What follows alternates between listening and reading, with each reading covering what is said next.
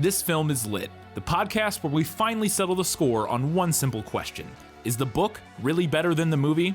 I'm Bryan, and I have a film degree, so I watch the movie, but don't read the book. And I'm Katie.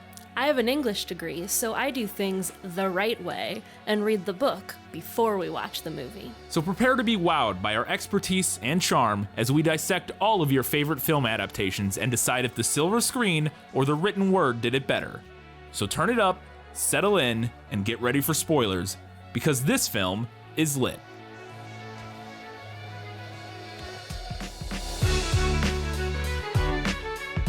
I am sure by now you all must be very confused, angry, frightened. I can only assure you that everything that's happened to you, everything we've done to you, it was all done for a reason. It's The Maze Runner, and this film is lit.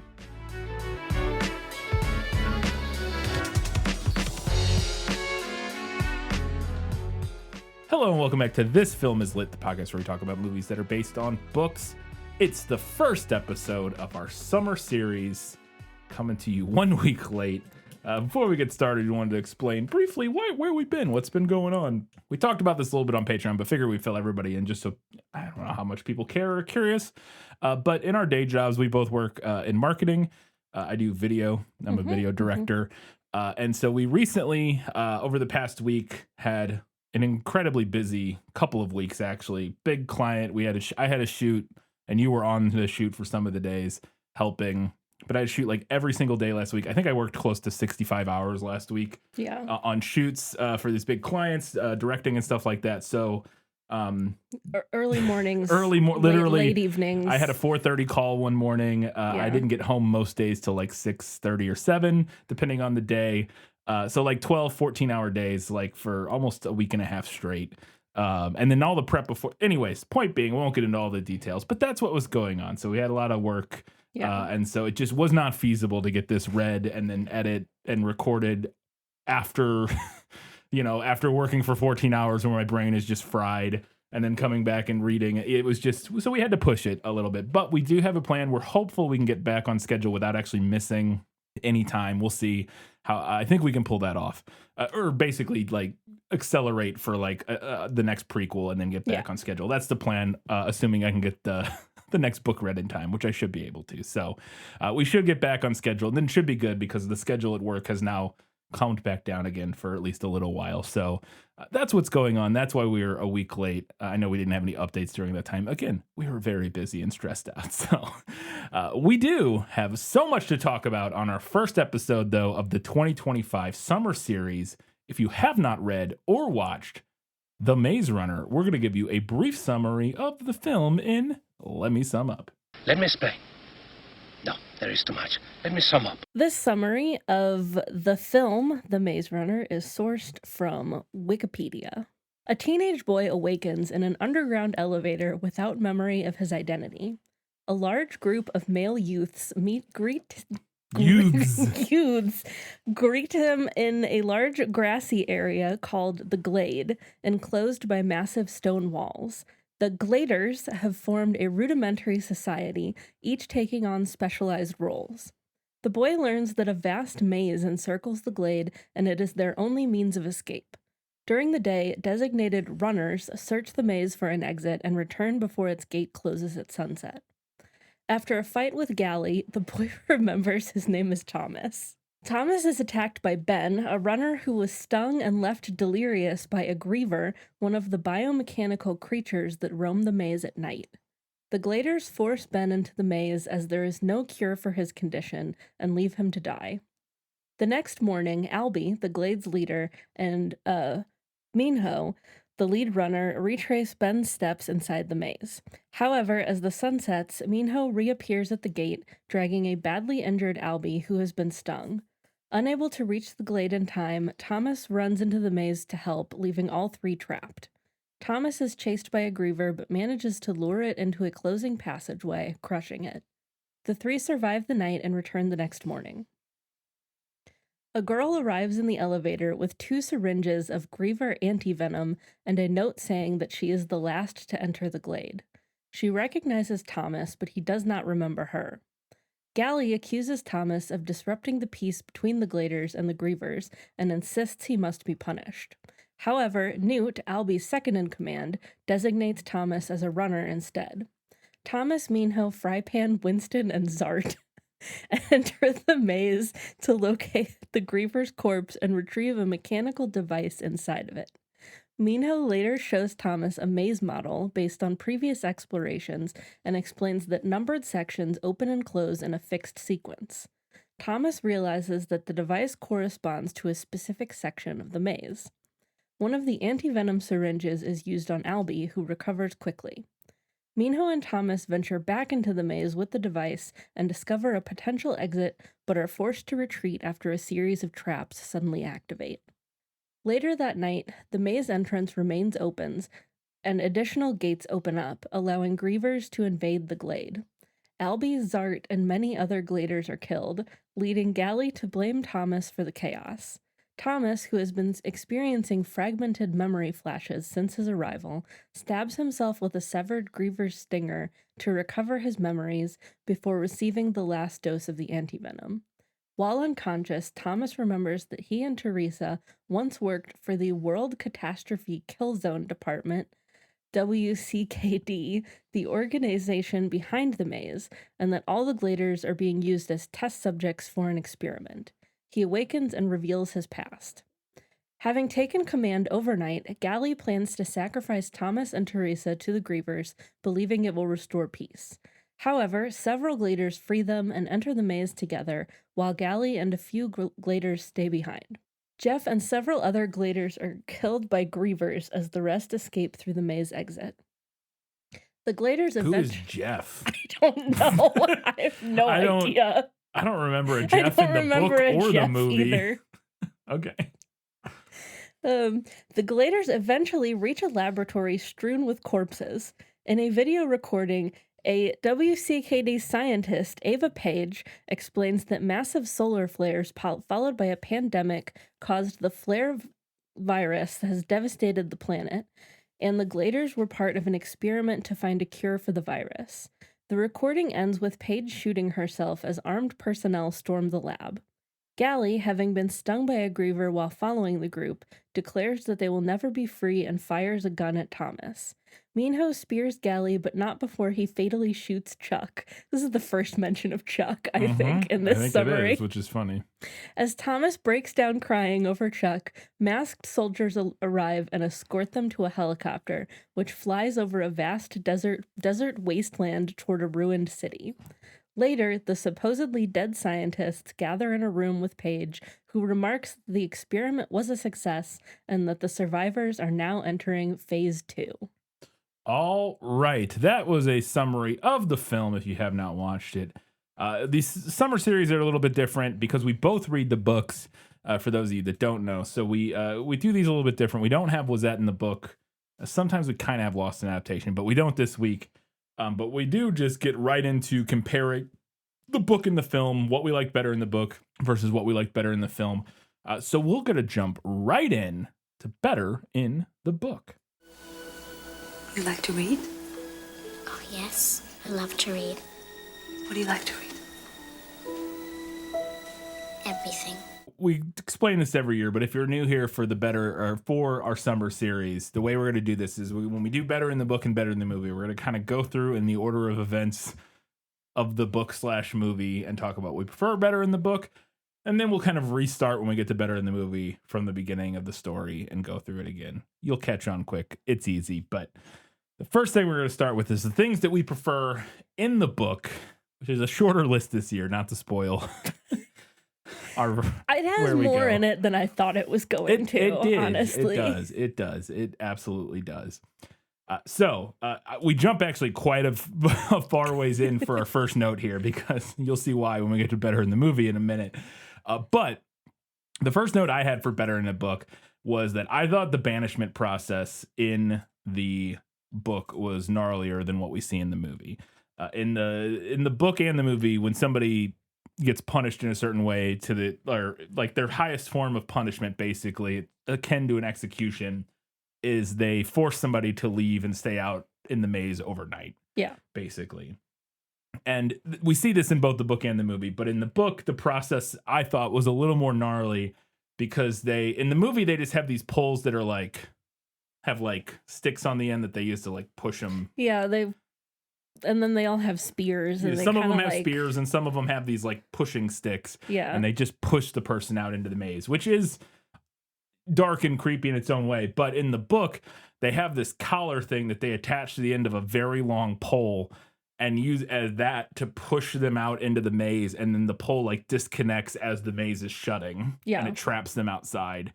And both that device, but also, and the way they do it, but also just everybody's reactions and Ben's reaction in the book, I thought was way more dramatic and like sad than it was. Yeah, in the I movie. think and I didn't dislike the scene in the movie. I No. thought it was still pretty unsettling, but yeah, I thought that the like weird long pole with the collar at the end and all that stuff was kind of the closest that the book got to interesting world building within the Glade for me. There's a couple other little details, but yeah. And I do agree with you that it's sadder because Ben in the book is more like himself. Yes, he's not nearly as feral as he is in the movie, so he's like, because and which a detail we'll get to a little bit later, the way the changing works in the book is different than in the movie. And he's a lot more himself in the book, which makes it a lot more gut-wrenching than it is in the film. Because in the film, he's kind of just like a rabid animal. Yeah. Which is like, okay. I think he still does like kind of beg them not. I can't remember. He does in the movie, yeah. Which is a little weird for the movie's universe of what. Anyways, But I also liked the little detail in the book that after they banish somebody, they say that the grievers always return the collar to them. Like when the maze opens again, it's always sitting there. Yeah. I thought that was fun too. There's another little world building detail that the movie completely omits, which I was kind of surprised that they just cut this. Yeah, I was surprised by that too. There are these things in the books called beetle blades, which are these small little mechanical devices that skitter around on the walls that they assume, and we do too as the readers, because we have no reason not to assume that's what they're for. Maybe we'll find out differently in a later book. I don't know. But there are these little devices that they assume they use to like monitor them that are like cameras or recording devices of some sort, because they have little red lights on them, and they assume they use them to monitor the people in the Glade. And the movie just completely cuts those out, which I thought, it's not like they're super necessary. Nothing really happens with them in the book. Yeah, they don't really do anything. To be fair, we never just see them. But I was kind of surprised they didn't include those. Yeah, that was a more interesting little world building moment. It also gave me big Hunger Games. Yeah, where there's cameras vibes. like everywhere. Yeah. Felt like something out of the arena. Absolutely. Another detail that the movie kind of omits, which I thought was interesting, is that when Thomas arrives in the Glade, Thomas is our main character, as he arrives in the Glade, some of the people in the Glade have this vague feeling that they know him from somewhere or they remember him. Specifically, Gally mentions it, and I think there are a couple others that are like, maybe Albie. I can't remember. There's at least one or two others who are like, feel like they remember him from somewhere. And I thought that was kind of interesting. The movie just drops that. Teresa obviously remembers him. And then later on, I think Albie, once he goes under the changing, remembers him. But some of the kids have like buried deep in their memory, some memory of Thomas. And I thought that was like a fun, again, like mystery element early in the book. So I was fine with losing that in exchange for what, in my opinion, was a better character in Gally. I mean, yes. I don't even think you have to say your opinion. He's a much better character. We'll get to it, he functions as a way more like nuanced and measured character in the book, or in the movie. Whereas in the book, he's kind of just like a dick. 100%. We have a note about that later. I don't think that necessarily that change necessitates the other change. Like, I think he could still have been a more interesting, nuanced character and also feel like he had some memory of Thomas. I don't know, but yes, I agree. Again, we'll get to Gally more later. One of the things that I thought was interesting in the movie is that we see it pouring down rain one day, and in the book they explicitly say that it never rains in the Glade or in the maze. Like, it just never rains there. And we'll find out later, and I was like, oh, I like that change in the movie, because, like, why wouldn't it rain? We'll find out later in the book that I assume the reason it doesn't rain is because it's this artificial environment, although they have an artificial sun and all these. So like, right, like they could make it rain theoretically. I don't know. It seems not as hard as half the other stuff they're doing. Like the giant physics defying moving walls are way harder to do than, putting a sprinkler system on the roof. So like, whatever. But the movie kind of makes that seem weird though at the end when we see it raining in that one scene, because later, unless there's some detail that I don't know, because later in the end of the movie, it's revealed that the maze in the movie is like set on the ground on Earth, I assume. Mm-hmm. I assume this takes place on Earth. We don't know. Yeah, I guess that's fair. We guess we don't know that I'm sure. pretty sure it's Earth. I think somebody must say, yeah, because they say something about South America. It's definitely Earth. Oh, yeah, they 100%. Do. You're right.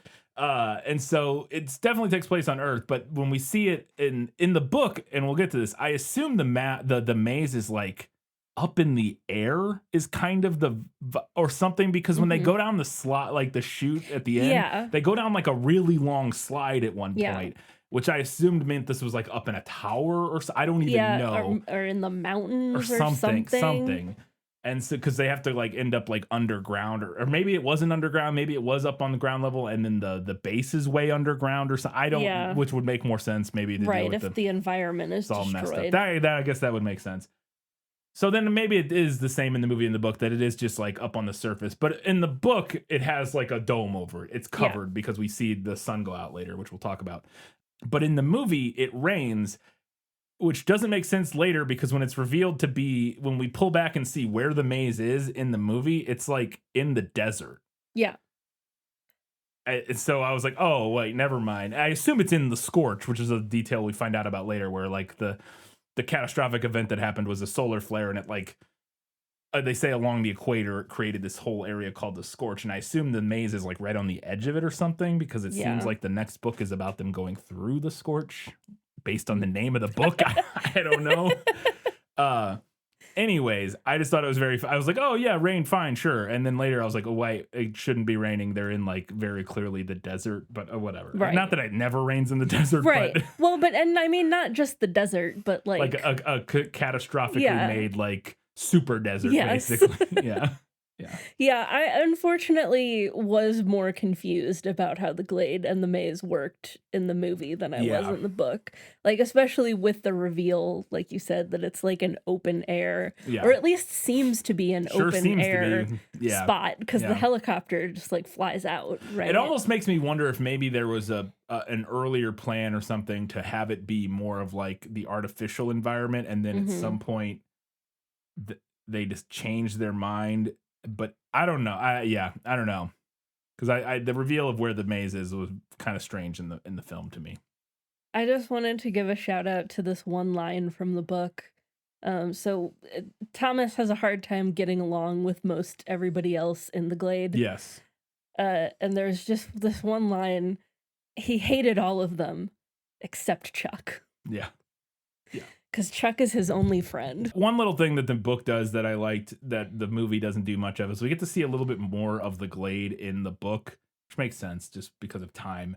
But like specifically, we get to see that it's kind of split into these 4 areas where they have the gardens where they garden. They have the Deadheads area, which is like a graveyard woods area, which we see in the movie. Mm-hmm. They have the Blood House, which is like the slaughterhouse and where they raise animals. And then they have the Homestead, which is like the building they ostensibly live in, although they all sleep outside. Anyways, I just like that it was a little bit of like world building that the movie didn't include. It does a lot of other better world building, but yes, I did like those details. I thought that was kind of interesting in the book. Yeah, I thought the Blood House in particular was an interesting addition. Yeah, it kind of felt like trying to get into more of that like Lord of the Flies type stuff. Yeah. Another thing, speaking of animals in the glade, that we find out in the book is that there's a dog there, a dog named Bark. Your next sentence explains. I literally forgot. Yeah. I did not. Well, we literally never interact with this dog. It's just mentioned that there is a dog there. I completely forgot. But I think they could have put a dog in there. Sure. Justice for Bark is what I'm saying. I guess I completely forgot the dog existed. I also don't know. It's never mentioned again after Yeah, I know. They don't. The book does not do anything with it. Yeah, so I was like, okay, sure. I guess there could have been a dog, but I don't know. Yeah, for the movie, that would have been a mess of like you either gotta kill that dog or it's got to go with them. That's true. Yeah, that is true.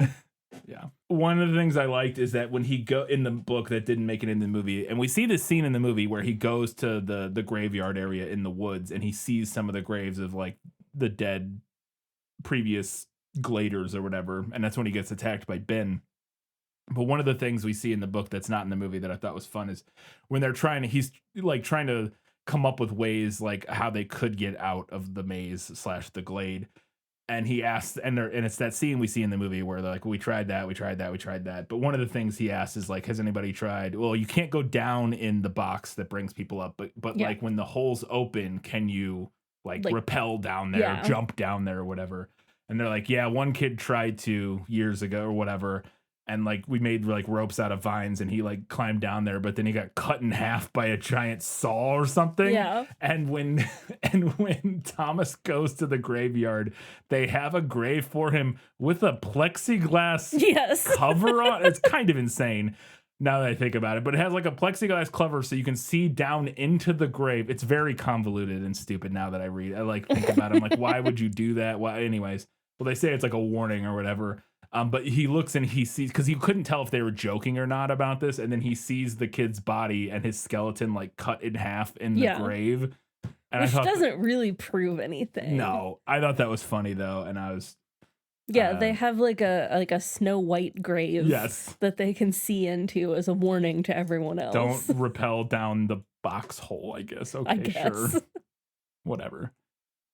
One of the little details I liked in the book that I thought would have been fun for like an action scene that the movie doesn't really do is that at one point when Thomas goes into the maze to save Albie and Minho, he has to run away from the griever, and the way he does this in the movie or in the book is he climbs up the vines on the wall, and then at some point he starts using the vines to like swing away down away from the griever like George of the Jungle. And I thought that was fun, and I thought the movie was going to do that, and they didn't do it.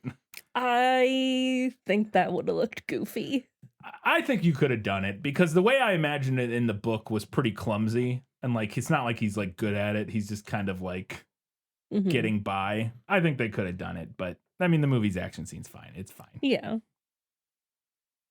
Speaking of the maze, when he goes out, I think a later trip, he's out with Minho, and they see, they find this cliff that goes to the edge of nothing. It's just this cliff, and this is not in the movie at all. They completely changed this, and I much prefer the books I say much. I slightly prefer the books version of where the escape hatch in the maze is. In the movie, it's just they have this device that they get from the dead griever that acts as like a key card, basically. Yeah. That when they get close enough to this door, the door's open and it reveals this hole in the wall that they can go into. Right.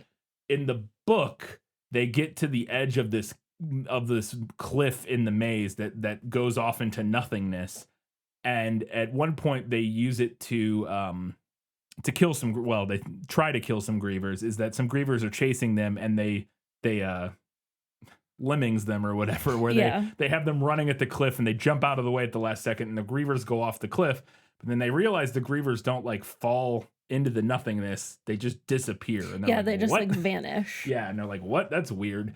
And then eventually later they figure out that there's this invisible like portal out off the edge of the cliff that is in space out there. Yeah, like it looks like a cliff edge, but if you go in the right spot, you're actually like going through a doorway. You go through this like invisible doorway, and that leads you to this place. And they call it the Griever Hole, and it is where the Grievers come out of and go back into it when they're not in the maze, I guess. They realize. And this is ultimately where they escape from the maze into, in the big action scene at the end. And I thought that was just more interesting than just like a door and a hole in the wall. Like, and especially the way they find it and stuff, I just thought was way more interesting. Yeah, I agree. I also liked the scene where they're like throwing rocks at it to try and figure out where the actual borders of the gateway are. And I liked at the end that when they were going out on missions, that when they find it in preparation for the end, they take vines and they throw the vines into it to create like an outline so they can actually see, because the vines are like hanging out of it, so they can actually see where the edge of the hole is, which I thought was kind of clever and would be interesting to see in the movie. And they just make it a wall and a door and a hole. It's fine. Yeah, it's it kind fine. of is just a door in the fine. movie. Yeah. Although I will say I hated that the book kept making me read the words griever hole with my two good eyes. Not a great combination of words, that's for sure. Another singular line that just kind of made me chuckle as I was as you were grieving. As I was grieving, yes. Oh my god. Also, my phone refused to learn the word griever. It was very frustrating as I was taking notes. Mine learned it pretty quick, which is kept interesting. trying to change it to like grieves or giver, or there was another thing I don't remember now. Anyway, there a line from the book that made me chuckle. Because we're in Thomas's perspective. It's like a third person limited. And he thinks to himself, "This is my life, living in a giant maze surrounded by hideous beasts." A little detail that I thought was kind of interesting in the book that doesn't make its way into the movie is that after Albie goes through the changing, he remembers a bunch of stuff about his past or about the previous life, which is when you go through the changing in both the book and the movie, you get some of your memories back, at least briefly. They seem to like then go away a little bit, kind of. Yeah, they seem to like fade again after. But right after you go through it, you get this flash of memories from your previous life. And in the book, after Albie remembers this stuff, he talks to them and tries to tell them some of the information he remembered. And they say like he's the first person to ever do that. And after he tries to tell them, he then like tries to strangle himself. Like his body like freaks out. He like has a seizure kind of seemingly type thing, but then also like tries to strangle himself. And they realize that like something is like, there's some sort of defense mechanism to stop them from divulging the information that they learn. There's this defense thing where if they do that, it'll like try to kill themselves, like it'll try to stop themselves somehow or something. I guess. It's a little convoluted, so I understand why the movie, like a lot of details in this, especially with the changing and the griever serum and stuff, the details of that are kind of messy and feel not well thought out. Yeah, they feel kind of like James Dashner was making it up as he went, and never really settled on like a concrete idea. Settled on like a concrete outline of like how this works. Here's what happens. Yeah, because it does feel like not that it's like all over the place. No, but the details of how it works are just so like squishy. Yeah, and we'll get to it more. We have more about that later. But anyways, I liked that because, and that's an element of like that them being of the creators is what they call the people who made the maze, being able to like physically control their bodies in some way is an element that the movie completely removes. That happens several times in the book, and I have another note about that later. That seems like it should be important at some point, like in a future book. We'll see if it is or not. But the movie cut it out entirely, so we'll see. I don't know. Sometimes with movies, they also save some of those elements for later to like amplify stakes. Like, you know what I mean? Like some of those kind of details. That's something that could very well come back in the second movie. Yeah, because then it's like, oh, wow, they can control her. But like, you know, that reveal could be like a big moment in the second movie, whereas this one just dropped it. There's things like that they make that the writers will have made for narrative reasons, or it just may not matter at all, and they may have decided to cut it. We will find out. On a similar note to that, of a thing that this movie just completely cuts that I don't know if it will be important or not later, is in the book, Teresa and Thomas, who are our two leads, are able to telepathically communicate with each other. Yes. I felt like that has to be relevant at some point down the road. One would think. I didn't mind it not being in the movie. I have it in better in the book because it feels like it must be important. Yeah, it feels like that must be like a major element. Yes. Moving forward. In some capacity, but it's not in this movie at all. And again, I didn't mind it. I think it would be weird and kind of annoying in the movie if they were like, we were having like telepathy conversations between Thomas and Teresa. So I don't mind cutting it, but it's a fine element in the book, and I hope it goes somewhere interesting. We'll see. Hope so. I agree with you that it feels like it has to be important, but also I'm going to be honest, I didn't even clock that it was missing from the movie until I read your note Really? here. Yeah. I just like completely forgot about it, I That's guess, great. It while we happens were constantly I in the know. book. That's I wild. know. All right.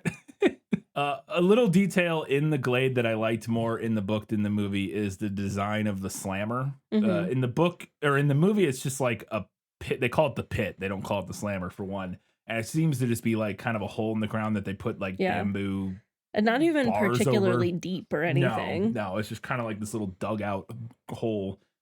In the movie or in the book, it's described as this concrete like pillar basically with a Mhm. door and then like a single chair in it. And it were basically the way I would like envisioned it was like a concrete porta potty, Yeah. but a prison cell basically, which I thought would have been interesting and kind of cool to see visually. At least more interesting than again what Yeah. the pit is in the movie. It seemed like the movie went more on like making it look like they built everything themselves. They did because the homestead in the book is also described as like a house. Yeah. And in the movie, all of the buildings were clearly built by them out of like Yeah. sticks and stuff, Yes. which I didn't mind that aesthetic. I thought it looked fine. I thought that was a good like aesthetic choice. Yeah, I just think that they could have done a more interesting version of, and obviously I guess you couldn't do concrete, but I don't know. Something more similar to what we see the description of the slammer in the book, but just do it in a version that the kids could have made. Maybe I don't know, because I didn't mind having all the buildings and stuff look like they made them. I thought that was kind of fine. Yeah. I also, speaking of the slammer, I liked the detail of the chair in there having one leg that was shorter than the rest. I missed that. I thought that was funny. Yeah. A little detail in the book that is not in the movie from my memory is during the scene where Chuck and the one scene in the book God. where you get any sort of emotional anything. And the like singular emotional moment in this between entire two characters in the entire book is when Chuck or Thomas has to spend a day in the slammer. I think at least that's when it happens in the movie. I can't remember if that's when it happens in the book. I think it is. I think and so. Chuck comes to talk to him and brings him some food, and they have a conversation. And Chuck is kind of talking about like how he doesn't know his parents, and he would like love to see his parents one day, and it makes him sad. And they actually connect as people briefly for it's the one time I cannot stress enough in this entire book where like two characters have like an emotional moment together or there's any attempt at like characterization or making us care about these characters. It's the singular time. And it's pretty good in the book. One of the details that I thought was really nice in the book, and it's also pretty good in the movie, which we'll get to, but the one detail in the book that didn't make it into the movie is that Chuck starts to like get emotional talking about his parents that he doesn't know. And Thomas can tell he's choking back, like fighting back tears. And Thomas tells him that it's okay to cry. And I was like, whoa, a little positive masculinity moment in our YA book here. I wasn't, again, with the rest of this book being so nothing. Yeah. I was kind of amazed at how little substance there was to this book. It's just a very straightforward, like, telling of events. Yes. With almost zero thought put to, like, emotionally what is going on with anything. It's so hard to describe. I couldn't get over, again, comparing it to some of the like Divergent or Hunger Games or whatever. It spends so little time worrying about like what characters are thinking or going through or how they're being emotionally affected by any. There's like, I guess there's like passive kind of lip service to that in moments of like describing characters as being scared or you know what I mean? But like, yeah, well, and I have a note about this kind of in my final verdict that there's a lot of telling and not showing yes. in this book where I think describing it as lip service is pretty accurate. Yeah. Where the narrative will like tell us that somebody's scared or that somebody's sad or that somebody is confused or angry, but there's not really a whole lot of like an attempt to evoke those emotions in the prose. Yes, to evoke those emotions within the prose or to evoke them in the reader. Yes. this moment with Chuck is like the only time that it's the crazy. narrative attempts to evoke some kind of emotion within the reader. Because like to make I think it tries one more other time later with Teresa and him where they like hold hands, but like I don't care because we don't know anything about them. But yeah, and Teresa was such a nothing character. Yeah, but I think part of it is the reason this works and is feels like the only moment where this happens is because Chuck is talking about like how he feels and like talking about like his life before this and like his parents that he doesn't know, and you're like, yeah, this is like this is what they should be talking about. Like this is the interesting stuff, and it's just none of it. Anyway, sorry. Yeah, and really, like Chuck is supposed to be, and this becomes more clear by the end of the book. But to kind of make a comparison to the Hunger Games, filling kind of a similar role to Rue. Yes. Where it's this other character that the main character has this connection with, and we, the readers, are also supposed to have a similar connection to this character, but there's not a whole lot of work put into helping us have that connection. But it is at least there's this scene, because with every other character in the book, you don't even get a scene like this. It's literally, you just get told things about them kind of in passing. Whereas this, you at least get one scene where I had a note when I read this scene. I was like, oh, Thomas promises to get Chuck back to his parents. That's sweet. Chuck's definitely gonna die. Like that was my note. I was like, this kid is super dead. But again, because it's in the same way, and we'll get to this later, in the same way one of these other elements in the book is the only time anything like this happens, it becomes so blatantly obvious what's going to happen because it's the only option. Because again, obviously Chuck's going to die because he's the only character we have spent any amount of time creating any emotional stakes for at all. So obviously he has to die. In the same way that this other thing that we'll talk about in a little bit is the only thing that has ever developed and explored at all in terms of like a plot element. That so obviously it's going to be the thing. Yes. Yeah. The scope of writing that we have seen on this show is so interesting. Yeah. And this one, to me, is very interesting because the writing itself, like the nuts and bolts of it, is serviceable. Yeah. But the actual like storytelling and like the way that the bigger blocks fit together is so rudimentary. It's so rudimentary. That's the thing to me. What this feels like to me, and it feels like if I were writing a book, because I know my failures as a writer. I can talk about and break down a lot of like emotionally. I can find and sort of evaluate and analyze like emotionally layered and interesting books and stories and films. I don't think I'm super good at writing those things, but I can like see them and those are the stories I like to see. I say that, I don't know, I've never really tried, Yeah. But I can imagine myself writing a book like this, where it's very much the nuts and bolts, like descriptions of it's more so focused on like what is happening and like getting us through the narrative, because he has this, the writer came up with like this interesting idea for a maze and like reverse engineered why would all these kids be in a maze, and then came up with this kind of framework for it, which we'll see where that goes. I have notes about that later.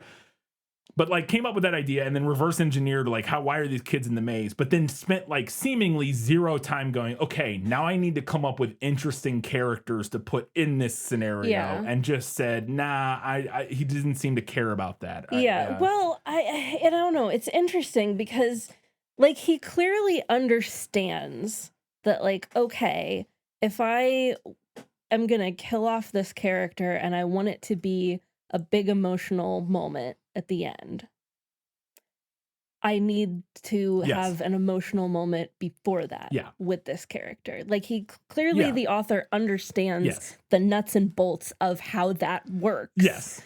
But can't seem to execute it. Yes. Well, and I think more so goes, well, I think it's more so of knows he needs to do that, but then goes, okay, well, I did that. Yeah. job done. Yes. And doesn't realize, Checked it off the list. I should also do this for other characters that aren't gonna die immediately, because those characters also need to be interesting in order for, you know what I mean? Like, yeah. you know, I also need to have, I can't only do these things.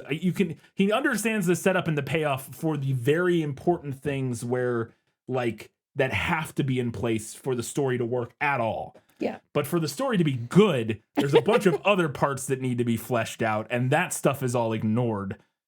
Either by choice, probably not by choice, but probably just by, again, to me, it feels like me writing a book where I just don't have quite, I think I'm a talented writer in some ways, but I don't think I could write like a super involved, emotional character, like sprawling story, even something like the Hunger Games or whatever, where, you know, you have all these intricate relationships between these characters with very different motivations and layered and nuanced reasons for acting the way they do, and different political motivations and all that sort of stuff. This book has none of that. Yeah, absolutely not. Part of that bit. is because of the premise, which we'll get to. Yeah.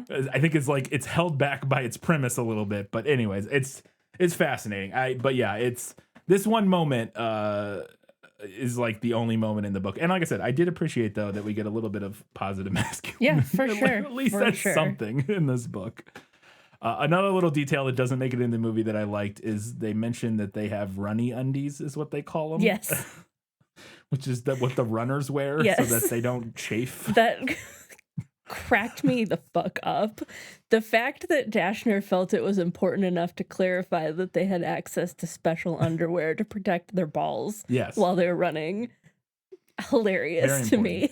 They also mentioned in this a detail that I thought was interesting. It never goes anywhere interesting, but it could have, is that they can request things from the creators. They can put notes in the box. Yeah. And then sometimes they'll get the things they ask for, which I was like, well, that's compelling and interesting. I wonder if they could use that in some way to like outsmart the creator. I wonder. Nothing ever. It's literally, they mentioned they can do that, and then we're already towards the end, and things kind of just accelerate. I think they mentioned that they asked for a TV once and didn't get it. Yeah. But that's like beyond it being like a one-off joke. Yes. It doesn't like there's no care to do anything with that. Because I was like, man, story. that could be interesting, because they could come up with some clever, like, what if we request this thing and like try to outsmart them by, if we get something that they don't know, that we could use it for, I don't know. Like, you could come up with something interesting with that, and it's never comes up again. All right. But it was at least interesting, and it's not in the movie. Another detail that we mentioned this earlier, but that in the book they're in a completely artificial environment, and when we get towards the climax of the book, they wake up one morning and the sky has been turned off. Yeah. And they realize, Thomas realizes first, but they start to realize, oh, we're in like a big building or whatever. Yeah, like I think dome. somebody even says like it kind of looks like a ceiling. Yes. And it's just this big, they say the sky is like gray and there's no sun or whatever. And then basically the sky has been turned off because the maze is ending, essentially. And I thought that would have been cool. And it's I was pretty disappointed that didn't happen in the movie, actually, because I thought it could have been a really cool effect. Yeah, absolutely. And they're just, towards the end of the story, Thomas realizes that in order for them to figure out what to do, he needs to remember his past. And the best way to do that, or the only way to do that, is to get stung by a griever. Yeah. Because when you go through the changing, you get some of your memories back. And so in the movie, he does this by the grievers attack and they cut off one of the stingers that has like the little hypodermic needle that they inject him with the venom or whatever with. And Thomas is just holding that when he realizes he needs to do this. So he just injects himself with it. In the book, I thought it was more compelling and would have been more dramatic and fun, is when he realizes that in the same scene when they're getting attacked by the grievers, he goes, I need to remember. So he runs out into a pack of grievers and gets stung like a bunch of times by them. And they're all like, what are you, like, when he starts running out there, they're like, what are you doing? I just thought that would have been more compelling. And I understand why they didn't do it. I'm sure that's more of just like, well, it's simpler if he just has it. Yeah. And then we don't have to like animate this whole, thing of him getting attacked by a bunch of grievers, blah, blah, blah. It's fine. The movie's version is fine. I just thought the book's version of him running into a pack of grievers was more dramatic and fun.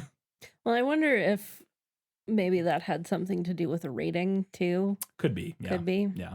Because the movie is fairly bloodless. It is, yeah, which I have a note about. Yeah. Speaking of tangentially related, I thought that the description of their homemade weapons in the book was far more interesting than anything we see in the movie. Because in the movie, they basically just have like big long sticks that they sharpen into spears. Yeah. But in the book, it talks about how they're like tying knives on the ends of their because they have a bunch of spears weapons in the book, which they don't in the movie. Wrapping barbed wire around everything. I don't know. I thought that could have been more visually interesting. Yeah, and the issue there is because in the movie they don't have that store of weapons that they do in the book, and then they take those weapons and turn them into like bigger weapons basically to help fight the grievers. But yeah, I thought that would have been fun too. A little detail in the book that I enjoyed is that when they're getting ready to go, they realize they need to try to escape because the maze is shutting down or whatever, and the grievers are just going to come. In the book, they explain that the grievers are going to come and kill one of them every night, basically. Yeah, which is another thing that's kind of convoluted. Absolutely. So they decide they need to just get out, or Thomas and some of the people in the glade are like, all right, we got to fight our way to the griever hole and go in because in his memory, he realizes that he can shut down the maze in there. Yeah. There's a computer in there that he can use to shut down the maze. So when they're getting ready to leave to go on this battle to go fight through the grievers to get to the hole, Minho gives a speech, and they're like, you're the keeper of the runners. You got a speech, and he just goes, be careful, don't die. And they're all just like, okay. And then Newt gives an actual speech that it gets them all fired up. And I thought it would have been fun to see that. Like, that's like a ready-made movie comedy beat of Minho giving like a truncated bad speech. You know what I mean? Like, I was surprised they didn't do that, but I enjoyed it in the book.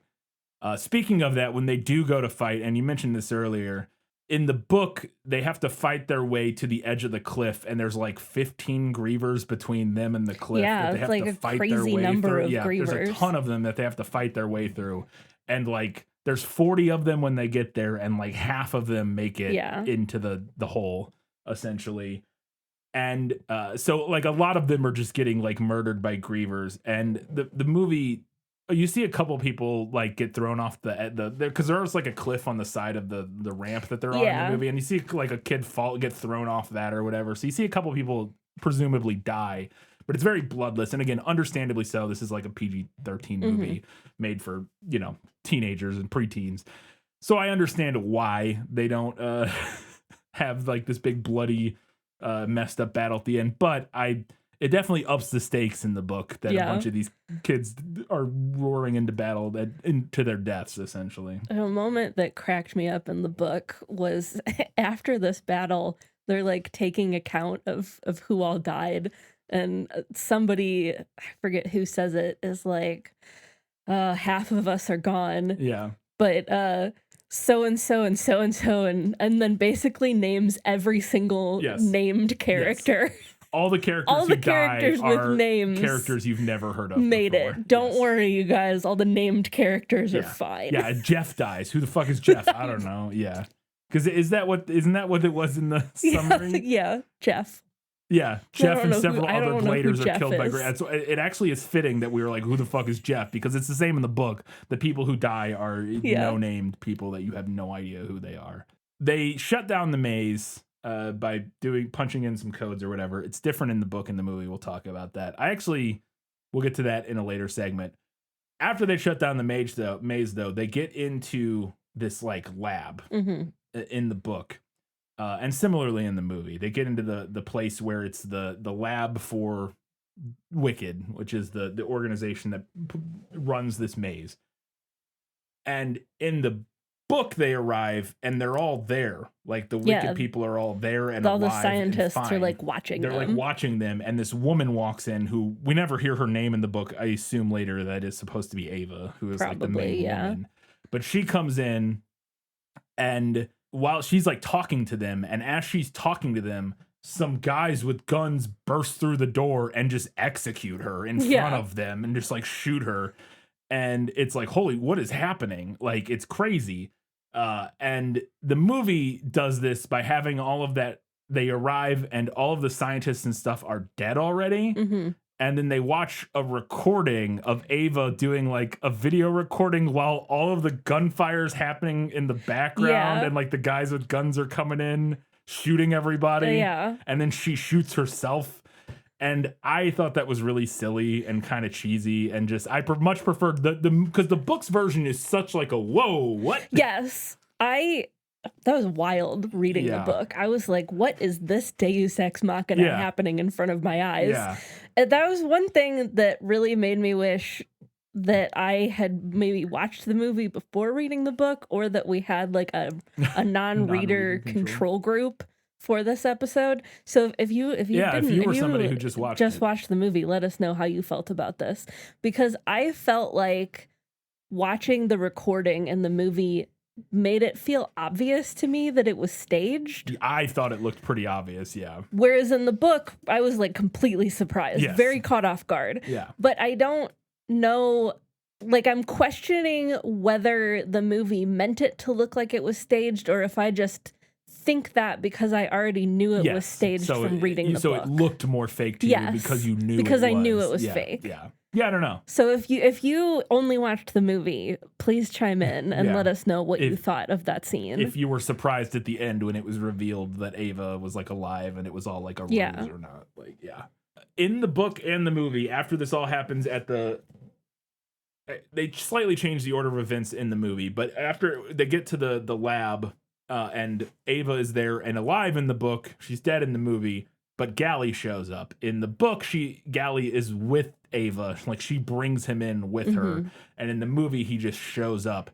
And I will say, him showing up at the end makes more sense in the book to me, because in the book earlier, we saw him run and jump onto a griever during one of the earlier attacks, and everybody just assumed he was dead, but he got hauled off by the griever into the maze. Like, we don't know what happened to him, but we assume he died. We assume he died, but clearly the griever like takes him back. Yes, takes him back because Minho follows and goes, he took him and went into the hole. So like they know he went down in the hole.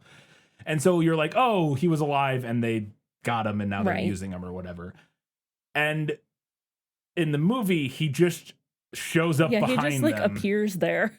And I guess he picked up a gun from one of the people on the ground because he's also carrying a gun now. Yeah. I think he does pick it up from somebody, like one of the people who was killed or whatever.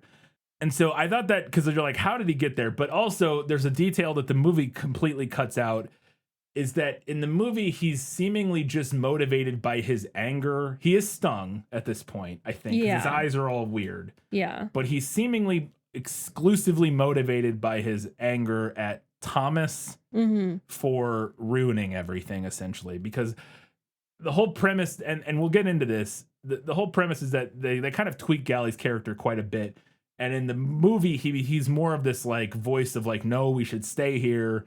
We have if we stay together and stay in this group in the Glade, we can survive here. Like, we've created this place or whatever.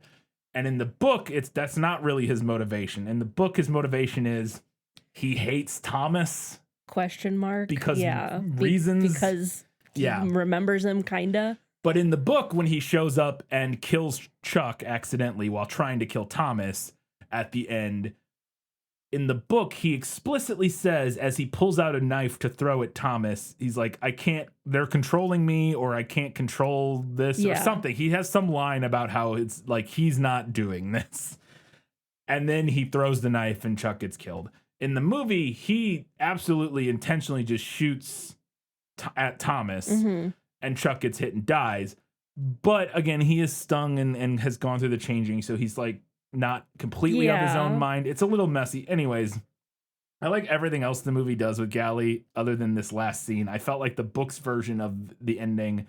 Also, the idea that this organization was using him was creepy and interesting. Important. Yeah, it feels important. And the fact that the movie leaves that out felt strange. So I don't know. I just preferred the way the book handled Gally showing up and killing Chuck at the end. No, I agree. And I had to go back and check because I was so positive that Gally died in the book. Oh, and that was the other note, is that in the movie we then see after he shoots him, Minho, I think, throws a spear at him and it like impales him in the chest, and he seemingly dies in the movie. Now, you thought maybe he doesn't, and I think you might be right. We'll see. Yeah, I had to go back and check in the book because I was like positive that he died in the book. But the last we see of him in the book, it says he's not moving but still breathing. Yes, because in the book, I was like, I don't remember him dying at all. And in the movie, we explicitly see, or I didn't remember anything happening to him. But in the movie, we explicitly see him take a spear right in the chest. Right. And it's implied that he dies. I feel like the movie implied that maybe he could still be alive. I think you're probably right, and I think that would make sense for him to come back. Yeah, I would have to watch it again. But like as they're leaving, we get like a kind of a close up of his face. We do, and it kind of looks like he's watching them leave. I Could thought. be. I don't know. Yeah, and I feel like this universe definitely has like the future tech to heal him. 100%. So I feel like he could come back. I would almost bet he will. But I agree with you that the book's version makes more sense overall. Yeah. And I don't know how he could have possibly followed them in the movie. Because he stayed in the glade in the movie. Then he got stung. I guess maybe the idea is that he got stung and remembered and knew to go to the door and was able to, you know what I mean? Yeah, like, maybe. I don't know. I'm not sure. I don't think it makes a lot of sense. The book's version makes slightly more sense, but but it's also convoluted in other ways. And messy in other ways, so none of it's great, which is just true generally about both of these things. So and then my final note of a thing that the movie leaves out that I was a little disappointed in is after they get rescued by this insurgent group or whatever, you know, these rebels or whatever they are, that rush, well, we know what they are, they're not rebels, but these purported to be rebels that come in to save them. As they're leaving, they're like running to a bus, like a school bus, to like drive away.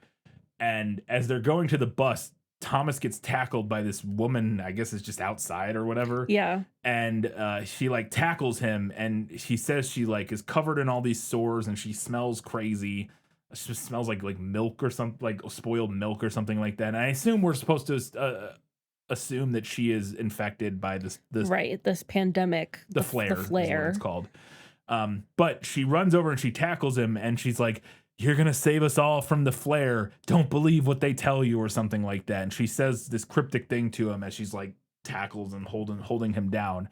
And then they were able to get him away from her, get him on the bus, and then she like runs after them and they run her over with the bus, which was gnarly. I thought that was an intriguing like final little moment.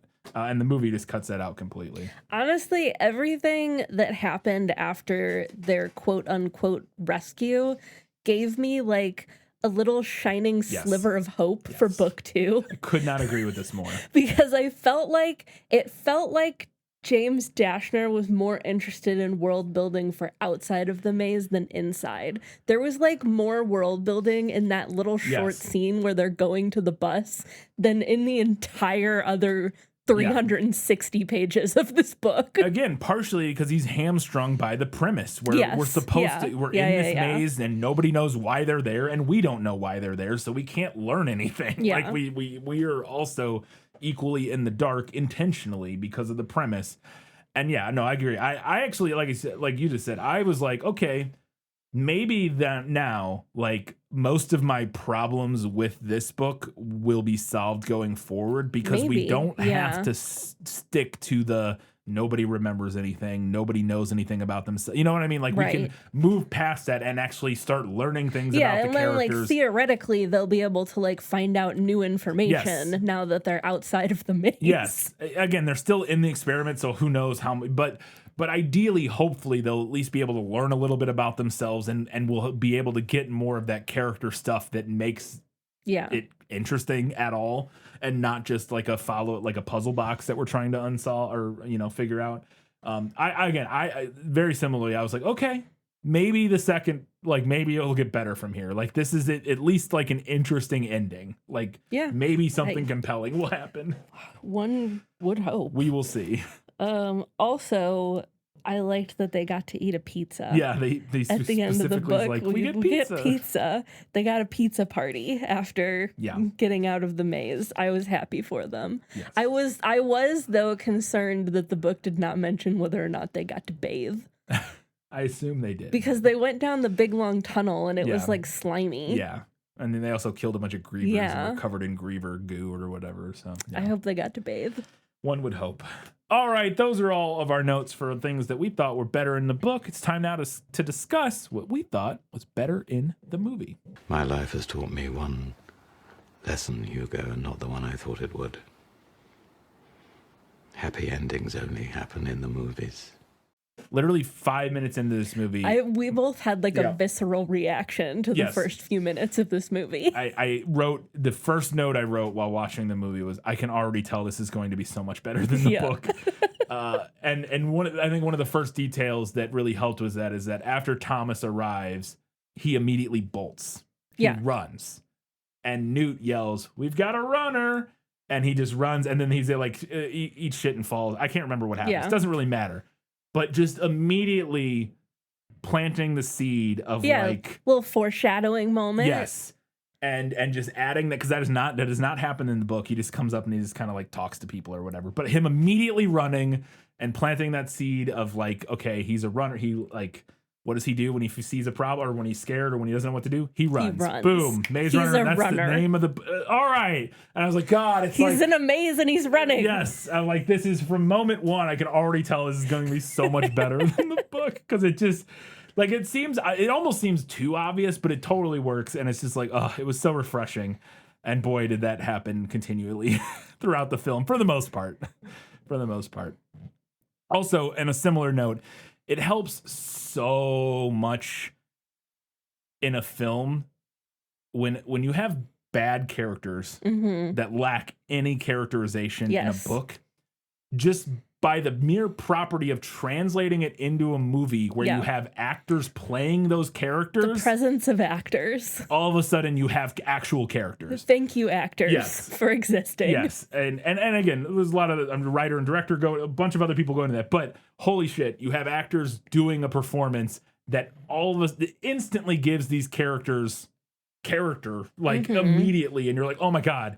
Like there's a difference between Newt and Albie and Gally, and they all feel like different people with their own things going on, even if it's not that much. It's not like they're amazing characters or anything, but it's at least something. Whereas in the book, they're all identical. Might as well be identical. They're all brooding assholes for the most part, and it's just like, okay, like that was the thing that drove me crazy. It's like when he meets Gally, he's like, this Gally guy's an asshole. Then he meets Minho, and he's like, this guy's kind of an asshole, but I like him. And then he meets Newt, and he's like, he's kind of an asshole too. It's like, and then Albie is like an asshole. It's like everybody's an asshole, and I'm like, Thomas is also an asshole. And it's like, what is? It's like there's no nuance, or there's not even nuance. There's just nothing interesting about them as characters. But the movie, and again, it's not like it's a lot, but there's at least a little bit of like, oh, I can kind of see the type of person Albie is. I can kind of see the type of person Newt is. I can kind of see the type of person Gally is.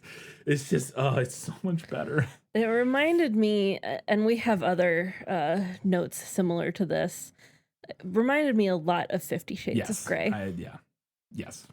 Another detail right off the bat in the movie that instantly I was like, oh my God, this is so much better than the book, is that on Thomas's first night, they have like a big like welcoming party. Yeah. And they burn this big weird like effigy of, I think, a griever maybe. I'm not sure what it's supposed to be. Yeah, I couldn't tell, but it doesn't matter. It doesn't matter. It's something. It's something infinitely more interesting. Yeah, and they have this party where they're all like wrestling each other, and then him and Newt go, and Newt explains like while this party's going on, they like have a drink together, and they're drinking like, you know, some weird homemade alcohol of some sort, and Newt is explaining like a little bit of the maze to him, and it's so much better. It feels so much better than the so book's much version. better. As soon as they lit that effigy on fire, I was like, oh fuck yeah, some weird tribal shit. That's the kind of Lord of the Flies shit I am here for. And again, it's not like the movie does a ton of this, and it's not even like it's particularly good. It's just something, and the book gives us almost nothing.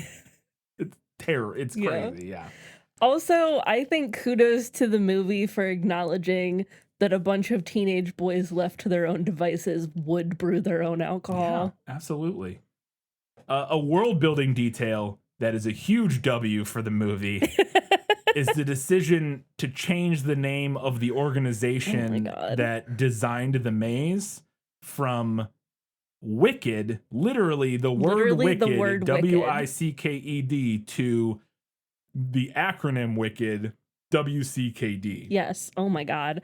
I got for real secondhand embarrassment every time I read Wicked in the book. Like, you might as well have named it Evil Incorporated. Yeah. Like, and the thing that's annoying is, like, I understand what they're doing is because he wants this, like, trying to figure out, like, what does that mean? Like, you see, because he sees the word wicked in several places. Yeah. And he's like, what does that mean? And then, like, later on when Teresa shows up, she has wicked is good, like, written on her arm. Yeah. And you're like, what is that?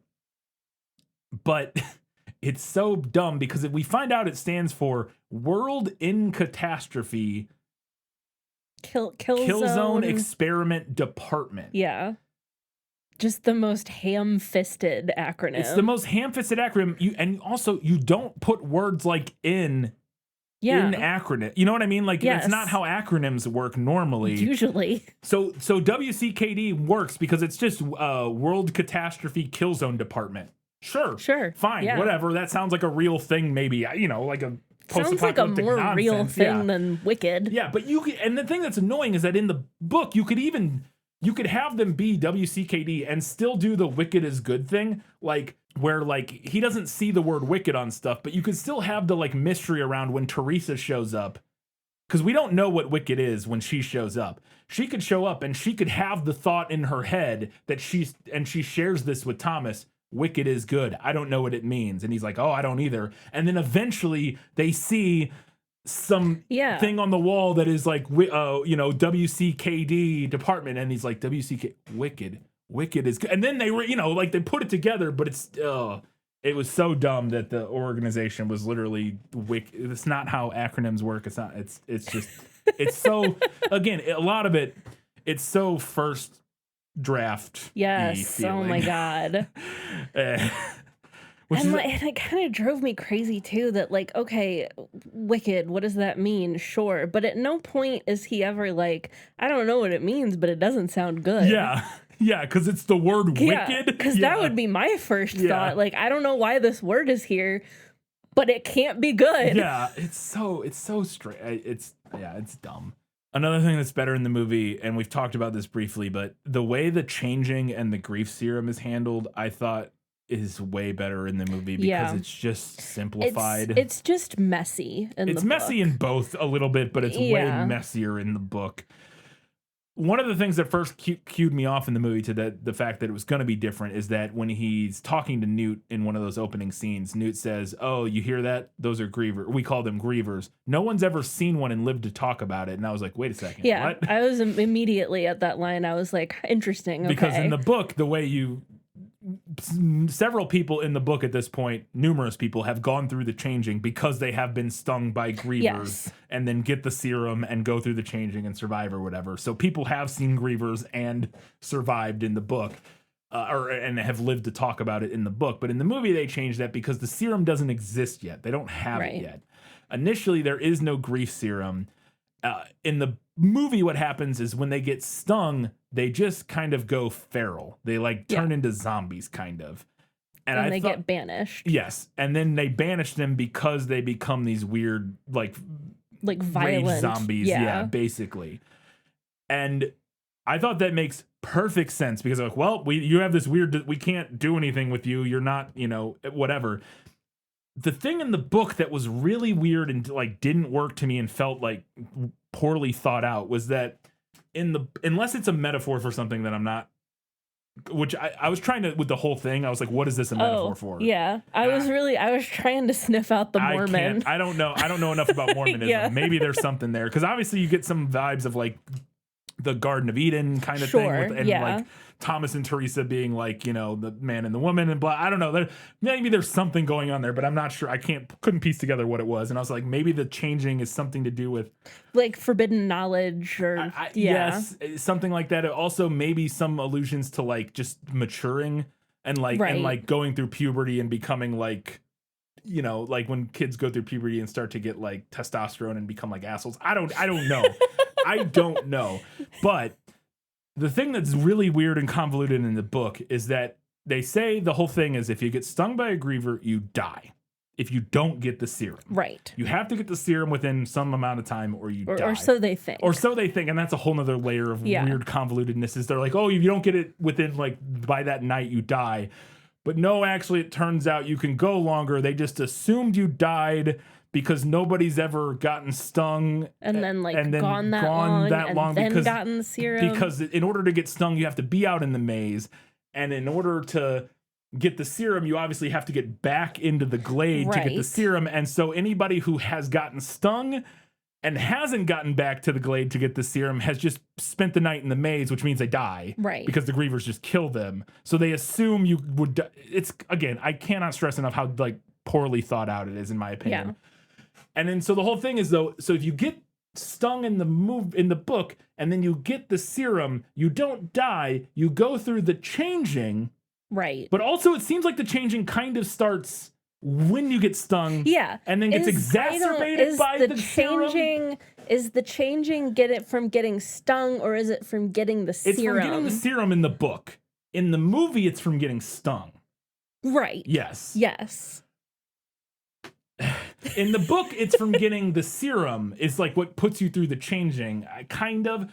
But the thing that's really annoying in the book, they're like, okay, we got to get him back. Like when they're trying to get Albie back, they're like, we got to get him back because he got stung and then he can get the serum and then he'll go through the changing, but then he'll survive. But then we find out that everybody who goes through the changing sucks and like becomes an asshole and nobody, and then they still end up banishing half of them, it seems like, anyways. Because they're different afterwards. They're different now and they don't, and it's like, so why do you even want to do, like, might as well just let them die. Like if they're going to become this sullen, like, nightmare person who you don't want to be. I don't know. It's very messy and I don't even understand. And then same thing, like, cause that's what the change with Ben at the beginning helps, is that in the movie or in the book, he has been stung and gone through the changing. Yes.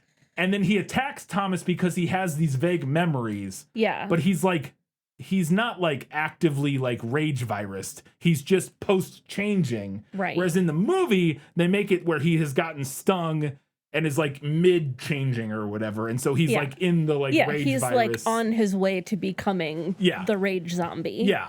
And so that just makes it makes so much more sense. It makes so much more sense. I cannot stress enough how it makes very little sense in the movie or in the book.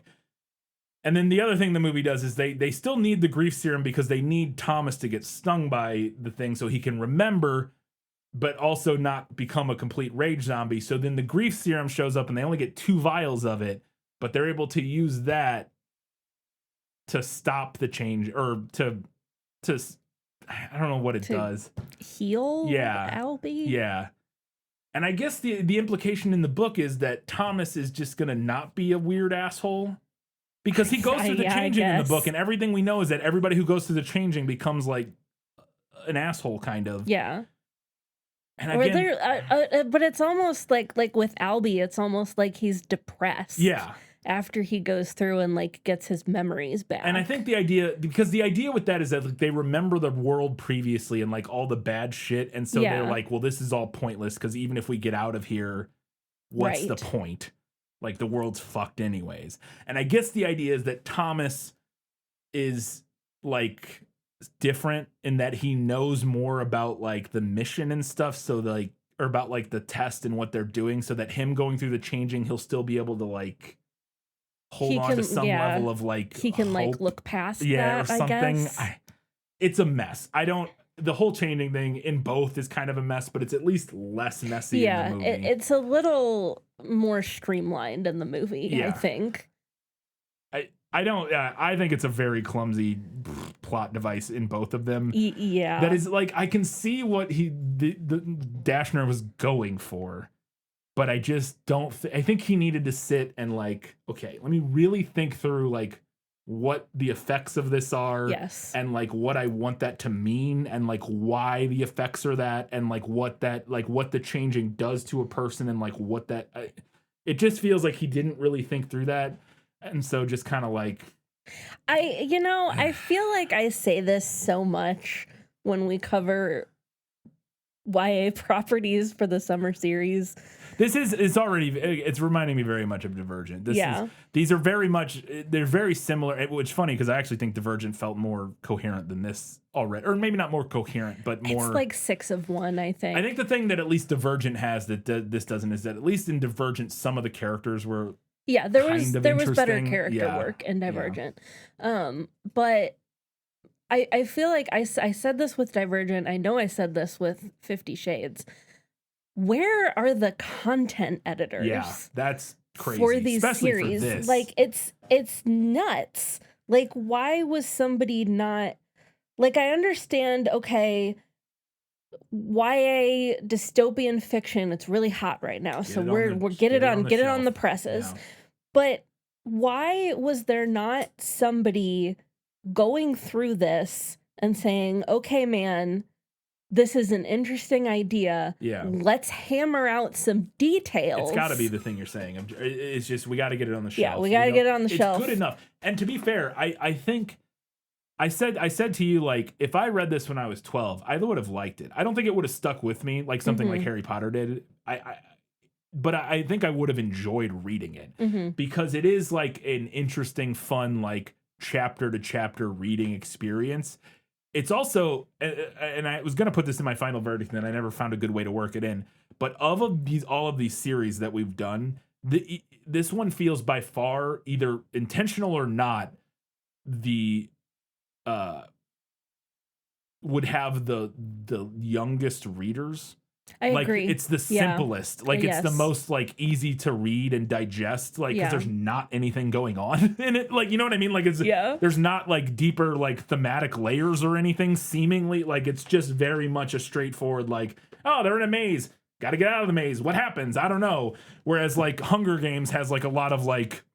Right, there's a lot of nuanced political thematic stuff heavy lifting. There's a lot of character work in the Hunger Games, and even Divergent. There's more character work. There's more, at least attempts at thematic and world building. Even if it's clumsy and bad, it's still similarly. It's at least trying. Whereas this one, I was like, this feels like it's designed for like the youngest audience. I agree. Of all of these series that we've done. And again, I don't know if it was designed that way or if it's just a result of Dashner's writing style that it ends up being like seemingly like this is for like 8-year-olds, but I don't know, a younger audience than the Hunger Games or whatever. It feels more like it's verging on middle grade. Yes. Than reads, like a YA. Yeah.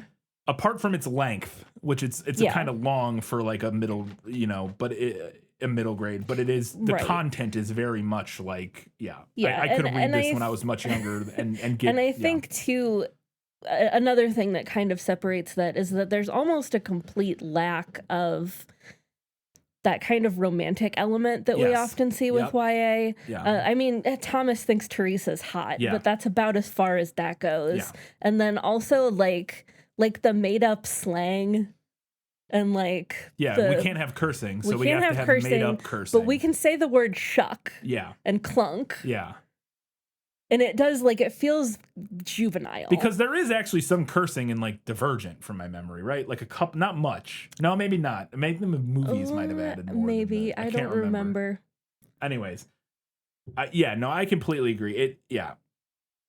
It's interesting. It felt so, I was like, this feels really juvenile compared to even, like, Divergent, which already felt like, we're really on just a precipitous downward slope. We really started, like, high, and there's slowly, really getting down to the dregs down here. No, because my impression of, and I meant to bring this up, like, in the prequel episode, and I forgot, like, my impression of Divergent was that it was a knockoff of the Hunger Games, and my impression of Maze Runner was that it was a knockoff of Divergent. Same. And I feel like I was right. Pretty accurate. I was correct in that assessment. Even if it's not a knockoff, I think you could say they're like the Divergent is a poor man's version of the Hunger Games, and that this is a poor man's version of Divergent, which is really saying something. Because Divergent is not good.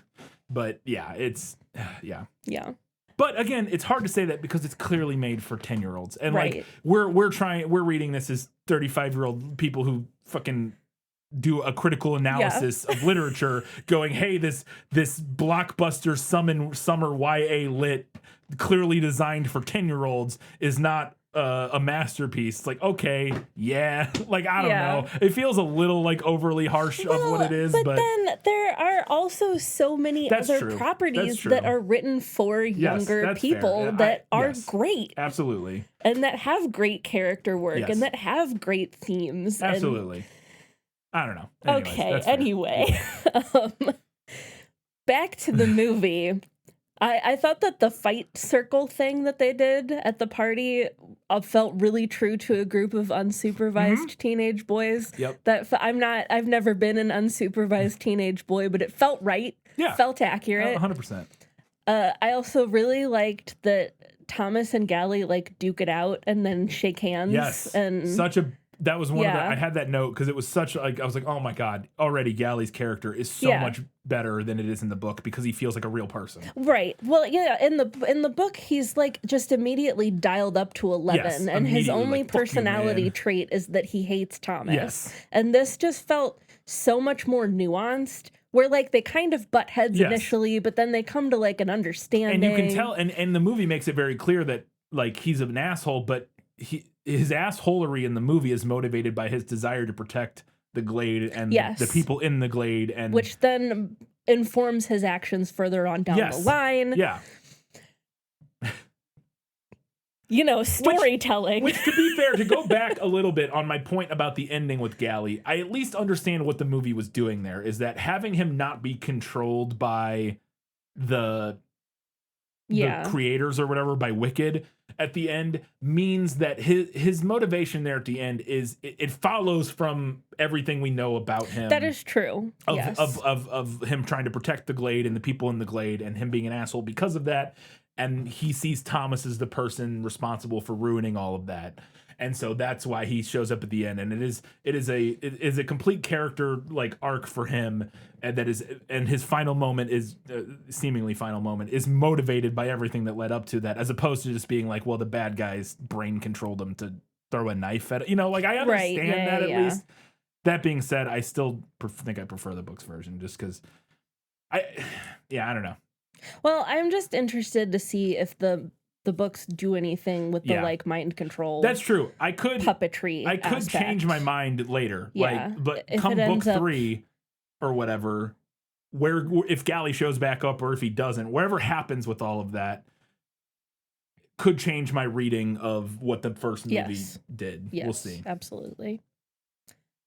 I also thought that Thomas like bumping his head and it knocking his name back into him. It's a little cheesy, but I thought it worked. Yeah, I didn't mind them not remembering their names initially. Yeah, because especially in the first moment, I thought it worked pretty well. There was some detail that I liked where like when he couldn't remember his name. Yeah, and Albie's like, "Don't worry, it'll come back to you." Yeah, it's the only thing they let us keep or something, which I thought was a good line, which it might come from the book. I can't remember. But, I don't remember. But I also really liked that moment. The knocking his head and remembering was a little cheesy. Yeah. But I liked the moment where he stands up and he goes, "Thomas, my name is Thomas," and they're all like, "Yeah!" And they're like, like that camaraderie moment where they're like, he remembers his name and they like celebrate that. Which was like a fun like is another actually, now that I think about it, like element that the book needed that it was missing was camaraderie. Yes, amongst all of the boys. 100%. Like the whole, we only ever interact with them like separately. We never see them really as a group. And they all seemingly hate each other. Yes. Not each other. Seemingly some of the people, they all hate Thomas though. Or like most of them seem to dislike Thomas. And even then, even apart from each other, like Gally doesn't seem to get along with like anybody. And I agree entirely. Like that moment where they all are like, yeah, we're in like, you know, they're like in this weird shitty situation together and they form they have formed their own community. Yes. And the movie at least gives us a tiny bit of that. And it's like, Yep.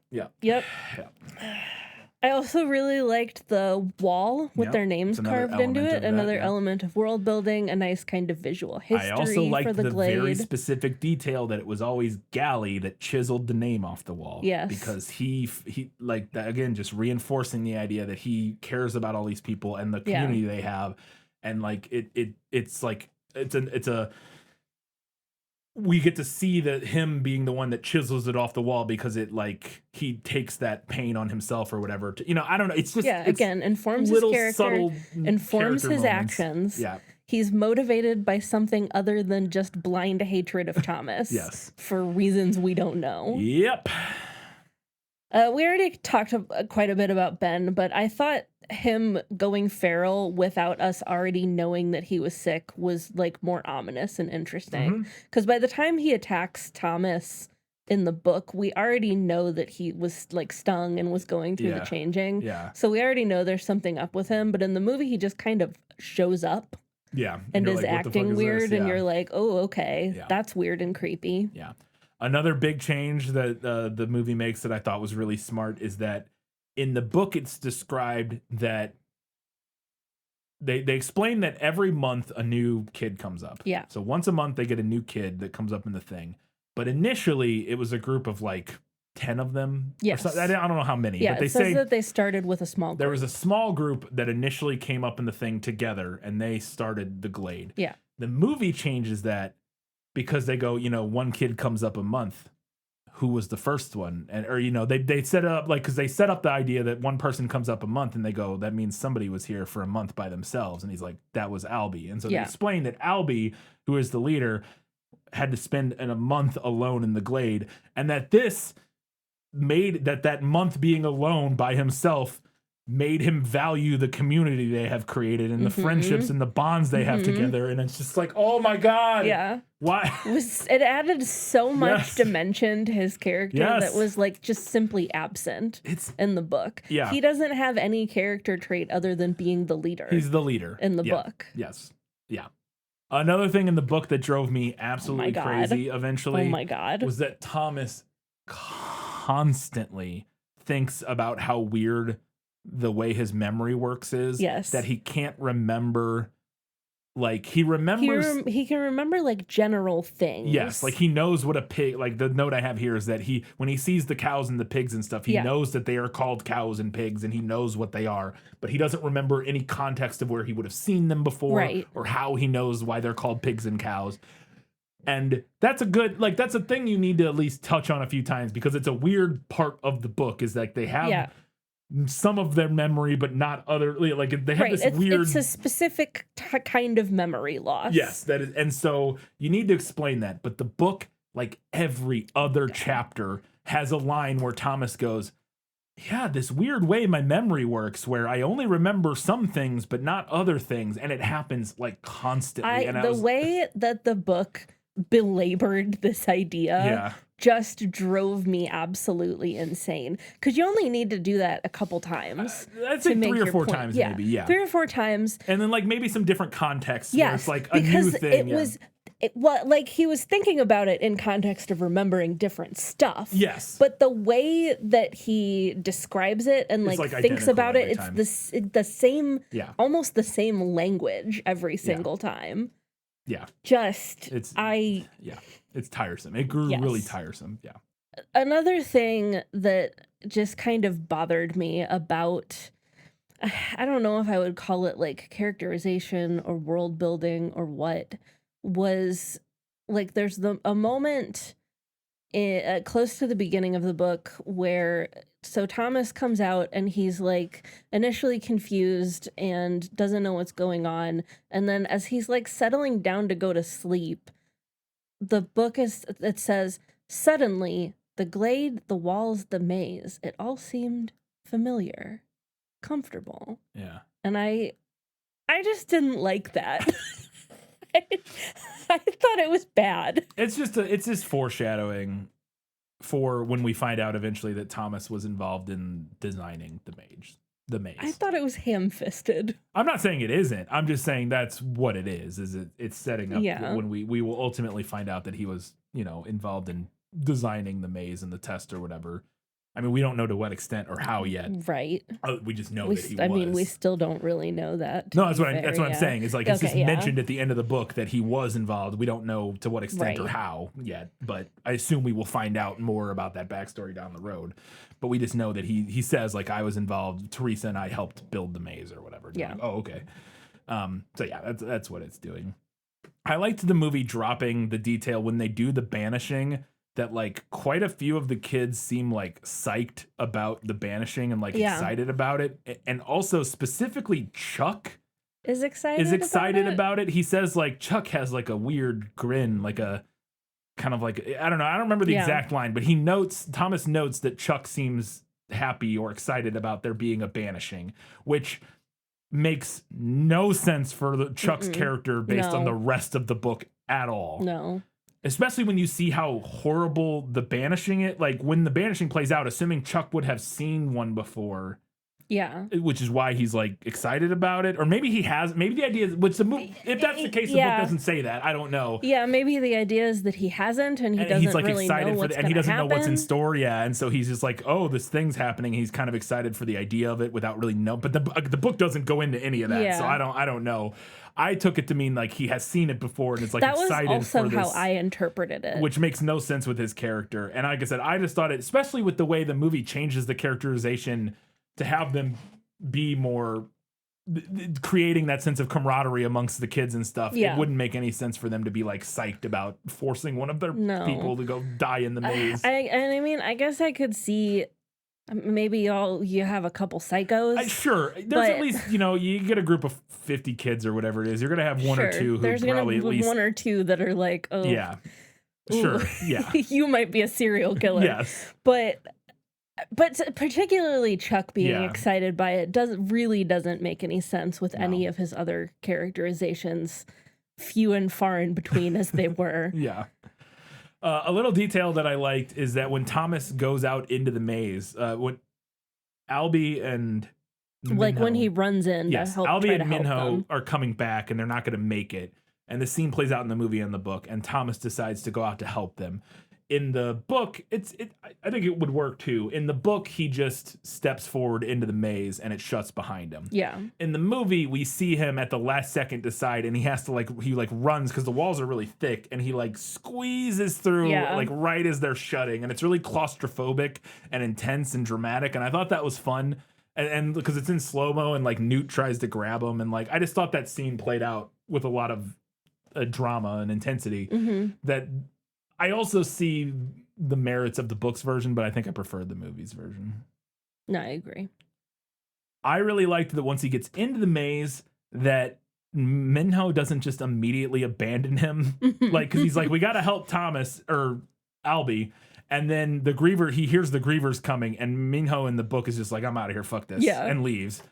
In the movie, he sticks around, and Minho helps him tie Albie to the vines and haul him up the wall. Yeah, they're both working at it together. And then the Grievers get close enough, and he's like, we got to get out of here, and he bolts. Yeah. And I thought that made a lot more sense because it just felt more in line with what I expected Minho's character to be, is that, he's very practical and he understands the dangers of the maze, but he's also seemingly kind of brave and he's the leader likes of the Albie runners. a lot, wouldn't just abandon him, you know what I mean? Yeah. Immediately at the first sign of risk. I don't know.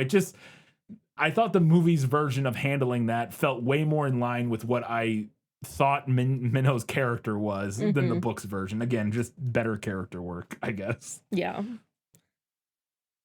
I also liked having them squish the Griever in the walls. I thought that was fun.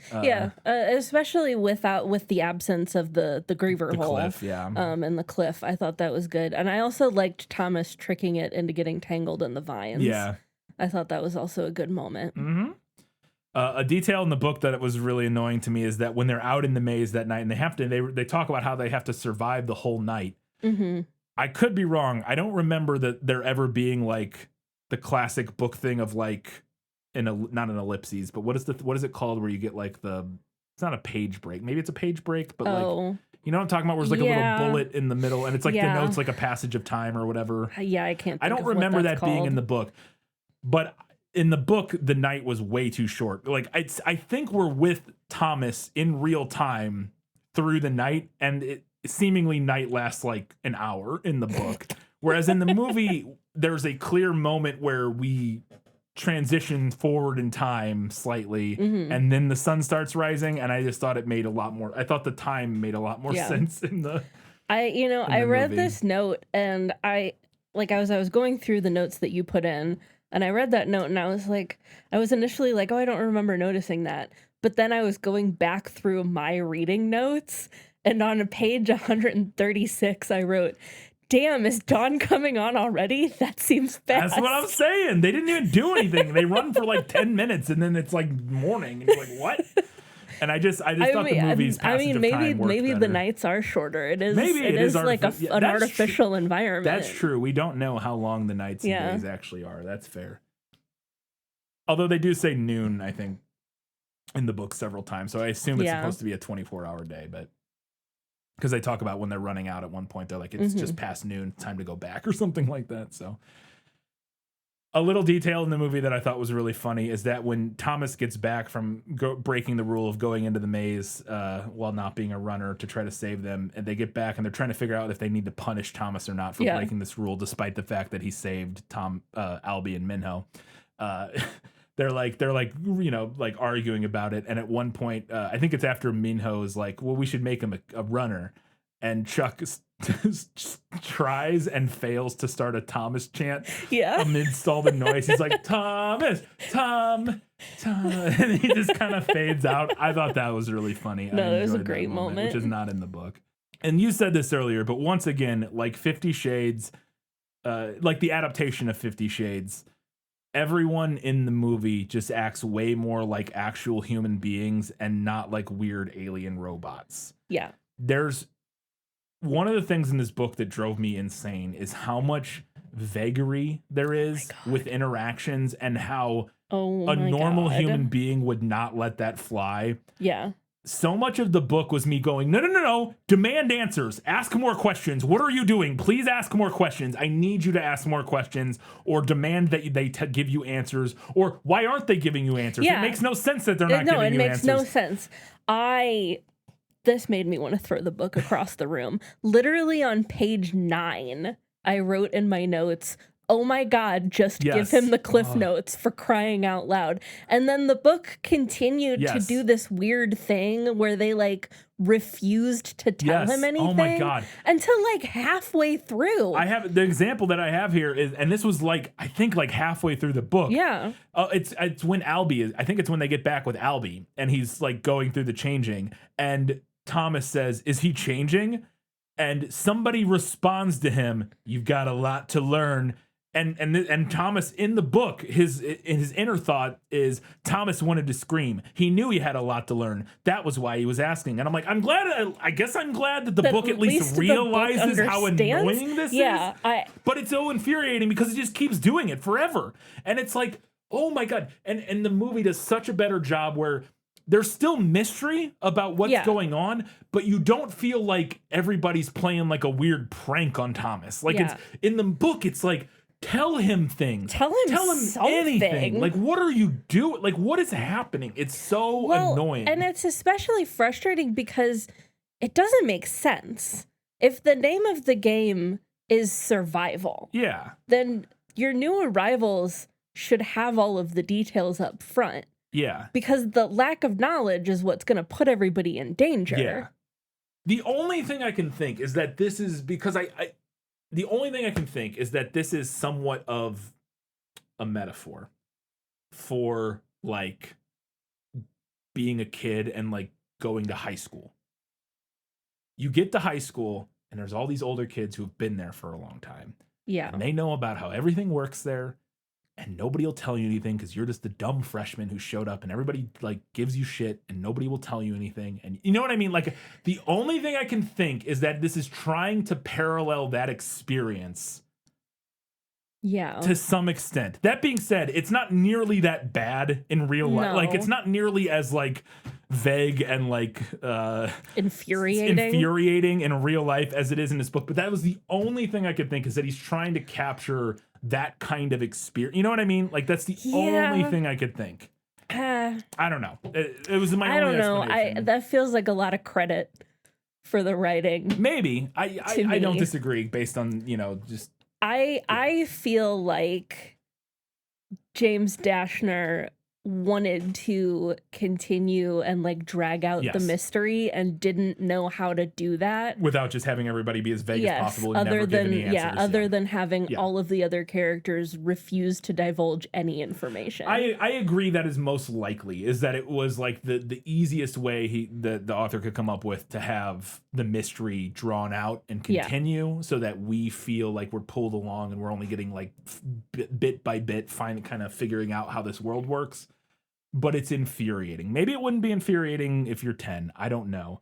I think I would have found it infuriating even as a Yeah, kid. I think I would have found it incredibly frustrating. So frustrating reading it. And like I said, that was my only thought. So it's one of those two things. It's either just poor writing because it's an attempt to keep the mystery going, or it's this attempt to create this feeling, like a parallel feeling to kind of, again, like going to high school or something, or moving into the next stage of your life and being kind of gate kept out of like the stuff you need to know by older, meaner kids. You know what I mean? I don't know. Like, it's the only thing I can think that if it's intentional, that at least has some merit to it. I agree with you though, that given the way the rest of the book is written, that it doesn't feel like that's likely, that it does feel more likely that it's just kind of a bad attempt at prolonging the mystery. But I know we already talked a lot about Gally, but I really cannot get over how much more his character worked for me in the movie.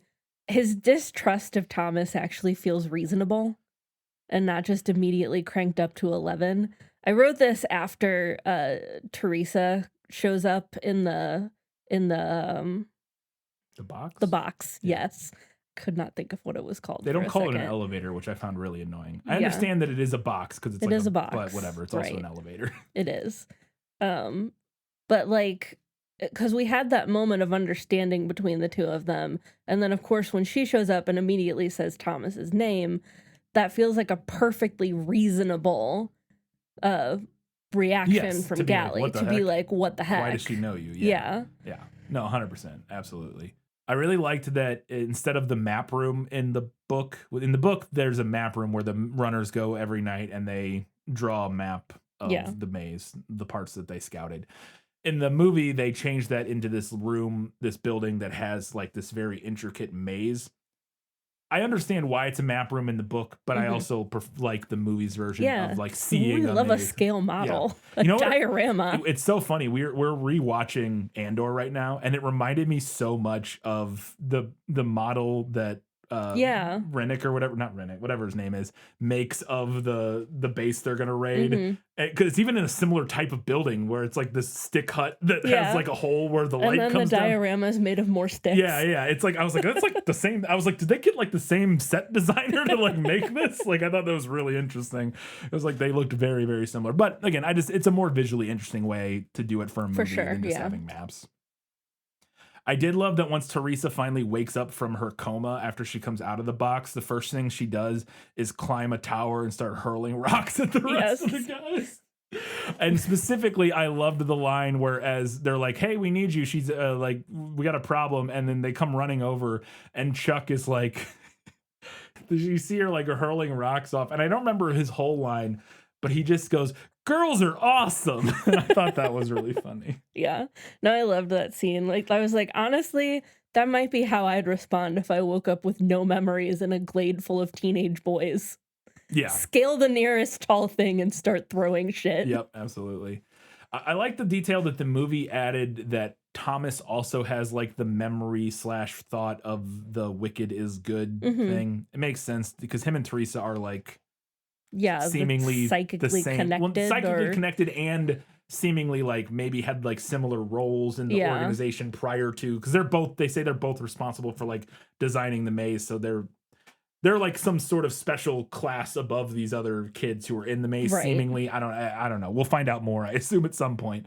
I liked the little totem that Chuck like carves for his parents and then asks Thomas to give it to them for him, and then Thomas gives it back to him and is like, that's when he promises to give him out. That scene, again, the scene is mostly nailed it. Like it's almost a direct 1-to-1 from the book where this scene plays out. But the little addition of the totem, I thought kind of elevated a little scene. Visual thing, and then that can come back at the end. Yeah, he has it later after Chuck dies. He takes it with him and that sort of thing. Yeah, it's a little on the nose in that Chuck has a totem and he is a totem of like hope and whatever, and like but whatever, it's fine. I liked it. I really liked that in the movie we get to see there's at least one distinct section of the maze that they call the Blades that is different from the rest of the maze.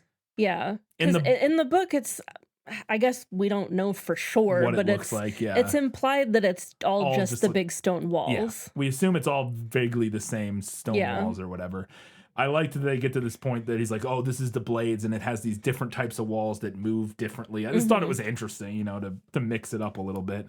Also, they actually do some running to escape after they find. How about that? After they find the griever hole, and they do running in the book. To be fair, but the running in the book is mostly boring. It's just like them jogging to places or whatever.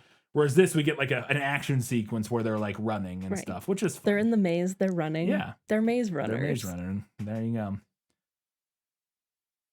I did like when they get attacked by the grievers in the glade later on when they all bust in.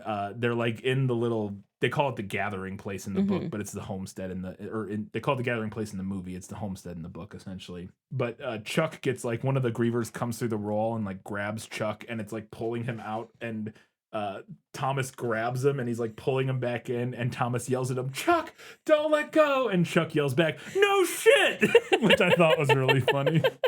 That was really good. And then also the little detail where Albie then gets grabbed right after that and gets taken, and we assume killed. Yeah. And his last moment in the movie is as he's being pulled out, Thomas grabs him and tries to save him, but is unable to. And he says, get them out. Like, get him out of the maze. Again, just reiterating Albie's, you know, how much he values this community and the people and the kids in this community, and he wants Thomas. He's like, I couldn't save them. You need to save them. Yeah, do your best by them. Yeah, because I couldn't save them. And you contrast this to the book scene where Albie sacrifices himself post-changing, and I literally couldn't even tell what I was supposed to feel about that, because he just kind of like jumps on a griever. And I think the book implies like he thought maybe that would be the sacrifice, because there's the whole thing where the grievers will take one person. Right. And I can't, the thing that's confusing about that scene in the book is I can't tell how much of that is Albie being motivated by a desire to save everybody by sacrificing himself, thinking maybe that will be all the grievers need or whatever. Right. Versus him being like suicidal from the griever serum. Yes. And I was like, and like not wanting to go back to the old world. Yes. And I don't know. And so I didn't even know how to feel about Albie's like death. I was like, I don't even know. And it also is undercut because Gally literally did the exact same thing like 2 scenes earlier, where Gally comes in, Gally shows back up. It's a whole different thing where he has already undergone the changing, and it's very different in the book than the movie. He's already undergone the changing, and when the grievers attack, he shows back up and then comes in and like gives them a warning. To disseminate information. Yeah, he's like, and he gives like some ominous warning about how the grievers are going to kill one of them every night or whatever.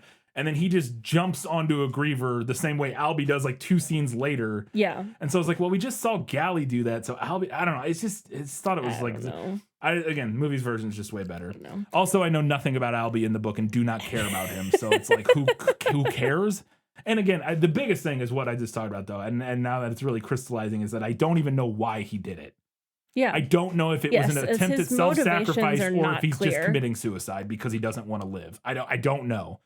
And I don't find that a compelling mystery. I find that I would like to know what one of our main characters, like why he kills himself. Like, is it, I thought the whole griever attack was better in the movie. I think the idea that they're programmed to just come and kill one person every night could be interesting, but I didn't think that the book did anything interesting with it. So I like. Oh, you mean it wasn't interesting when they show up every night and take some unnamed character we've never heard of and don't care about? They got Jeff. Yeah, and then we get like they go into the maze one night and they come back and they're like, who did they take? And they're like, they took some guy you've never. Again, it's just like, who cares? I don't know who any of these people are. No, but I liked that the movie moved the pace along. Yes. Yeah. And I also thought it worked well as an action scene. Yeah, it's fun. I liked the part where they were hiding in the cornfield. Yeah, you get like the Jurassic Park like. Yeah, it also kind of reminded me of Signs. Yeah. And I liked that Teresa like Molotov cocktailed one of them. Yeah, she grabs the homemade grain alcohol. Yeah, and lights him on fire. That was fun. Yeah, no, I agree. I thought it was pretty good. The movie adds a little detail that I don't think was mentioned in the book, where we see that when Thomas was in his previous life, working for Wicked or whatever, before he comes into the maze, he was like watching them the kids in the maze like the whole time. I don't think that's ever mentioned. I guess you could infer that, but yeah, the book was pretty vague about what they actually did for Wicked. Yeah, whereas there's a little more detail in the movie, like a slightly more. But yeah, they seem to be like why he's like they were watching them like as they were going I'm interested to see if that detail in the movie comes up in later books. Yeah, if that's informed by something else from the books, or if that was something the movie just made up. Yeah, I also liked at the end that Gally decides to, like, after the big attack happens, Gally hauls them out and is going to offer them Teresa and Thomas to the Grievers. Yes. That feels like, again, like a much more reasonable explanation for Gally's actions. It follows from everything else we've learned about him so far. He wants to protect the Glade, and he thinks he can do it by getting rid of the two problems that were the two people who, when they showed up, all these problems started. And so he's like, maybe if we sacrifice you, that'll fix it, blah, blah, blah. But then they get saved by, because then we get split into these two different factions. And even in such a short amount of time, the movie does such a better version of setting up these like opposing factions within the Glade of like the people who want to go and like escape and fight versus the people that want to stay behind. The book has that, but it's all just kind of like it happens in the background. Yeah, really. and it's like who cares, because we don't know any of these people. And famously, we don't know. There's no like figurehead amongst the staying people. Yes. That we know. It's like, there was some of the people decided to stay. None of the named characters that you know, though. Nobody important. Because again, Gally's, we think, dead at this point. Right. Like, yeah. This is probably controversial to people who like this book, but I honestly think cutting most of the puzzle nonsense and reducing it down to what is the order that the sections open up in or whatever. Yeah. And like the numbers, they punch the numbers in the order that those sections of the maze open or something. Yes. It's still convoluted and dumb. But not nearly as convoluted as the book. I will say the puzzle stuff with the letters and whatnot works okay in the book. Like, were I 12 reading that, I would think that was a fun little puzzle that they solved. But I think it would be a complete mess to explain in the movie in any sort of like truncated way. No, I agree. I thought that was a good change. And there still is kind of a hidden code. Yeah. It's just a lot more digestible than what's in the book. This was another place where I felt like Dashner wanted to do something really clever. Yes. But it was just too convoluted, and he didn't really think through what exactly he wanted. I don't know. This one, I'll say, like, I don't disagree. I felt that. I was like, it feels a little convoluted and weird. But it also feels like maybe the right level of complicated for the age target of this book. If that makes, you know what I mean? Yeah. Like it's pretty simple and like it's convoluted, but also like relatively simple to like solve. I don't know. I found it. I was like, yeah, okay, sure. Like for 10-year-olds, like that's a fine puzzle or whatever. Again, it just would have been a complete mess to try to do in the movie. I think I don't know how you would have done it. I like the change of not mentioning that all of their names are nicknames based on famous geniuses. Yeah, that was weird. Seemingly, like so, Newt is named after Isaac Newton. Yes. Thomas is Thomas Edison. Albie is Albert Einstein. Yeah.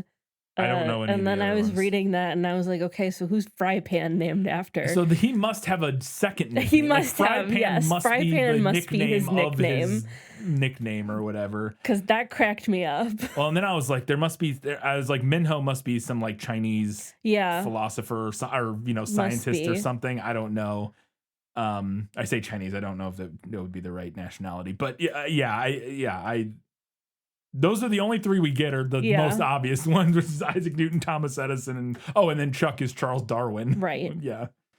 Anyways, I thought that was kind of silly. Yeah, Gally, I presume Galileo. Galileo, yes. One would assume. Yeah. One would think.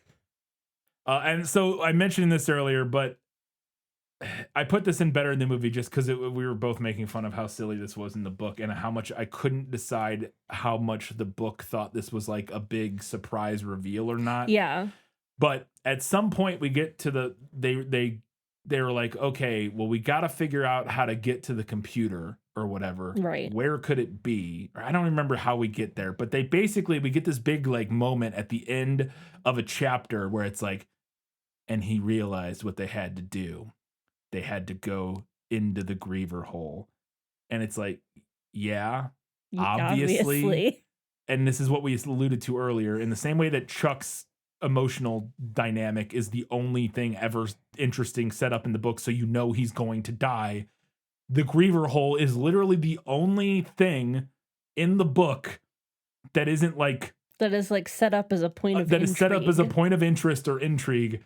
And so obviously they're going to go into the hole. We're going to go into the griever hole. And I could not tell if the book thought that moment was like, surprise, or if it was just supposed to be dramatic and obvious. Yeah, I don't know. Yeah, I have no idea.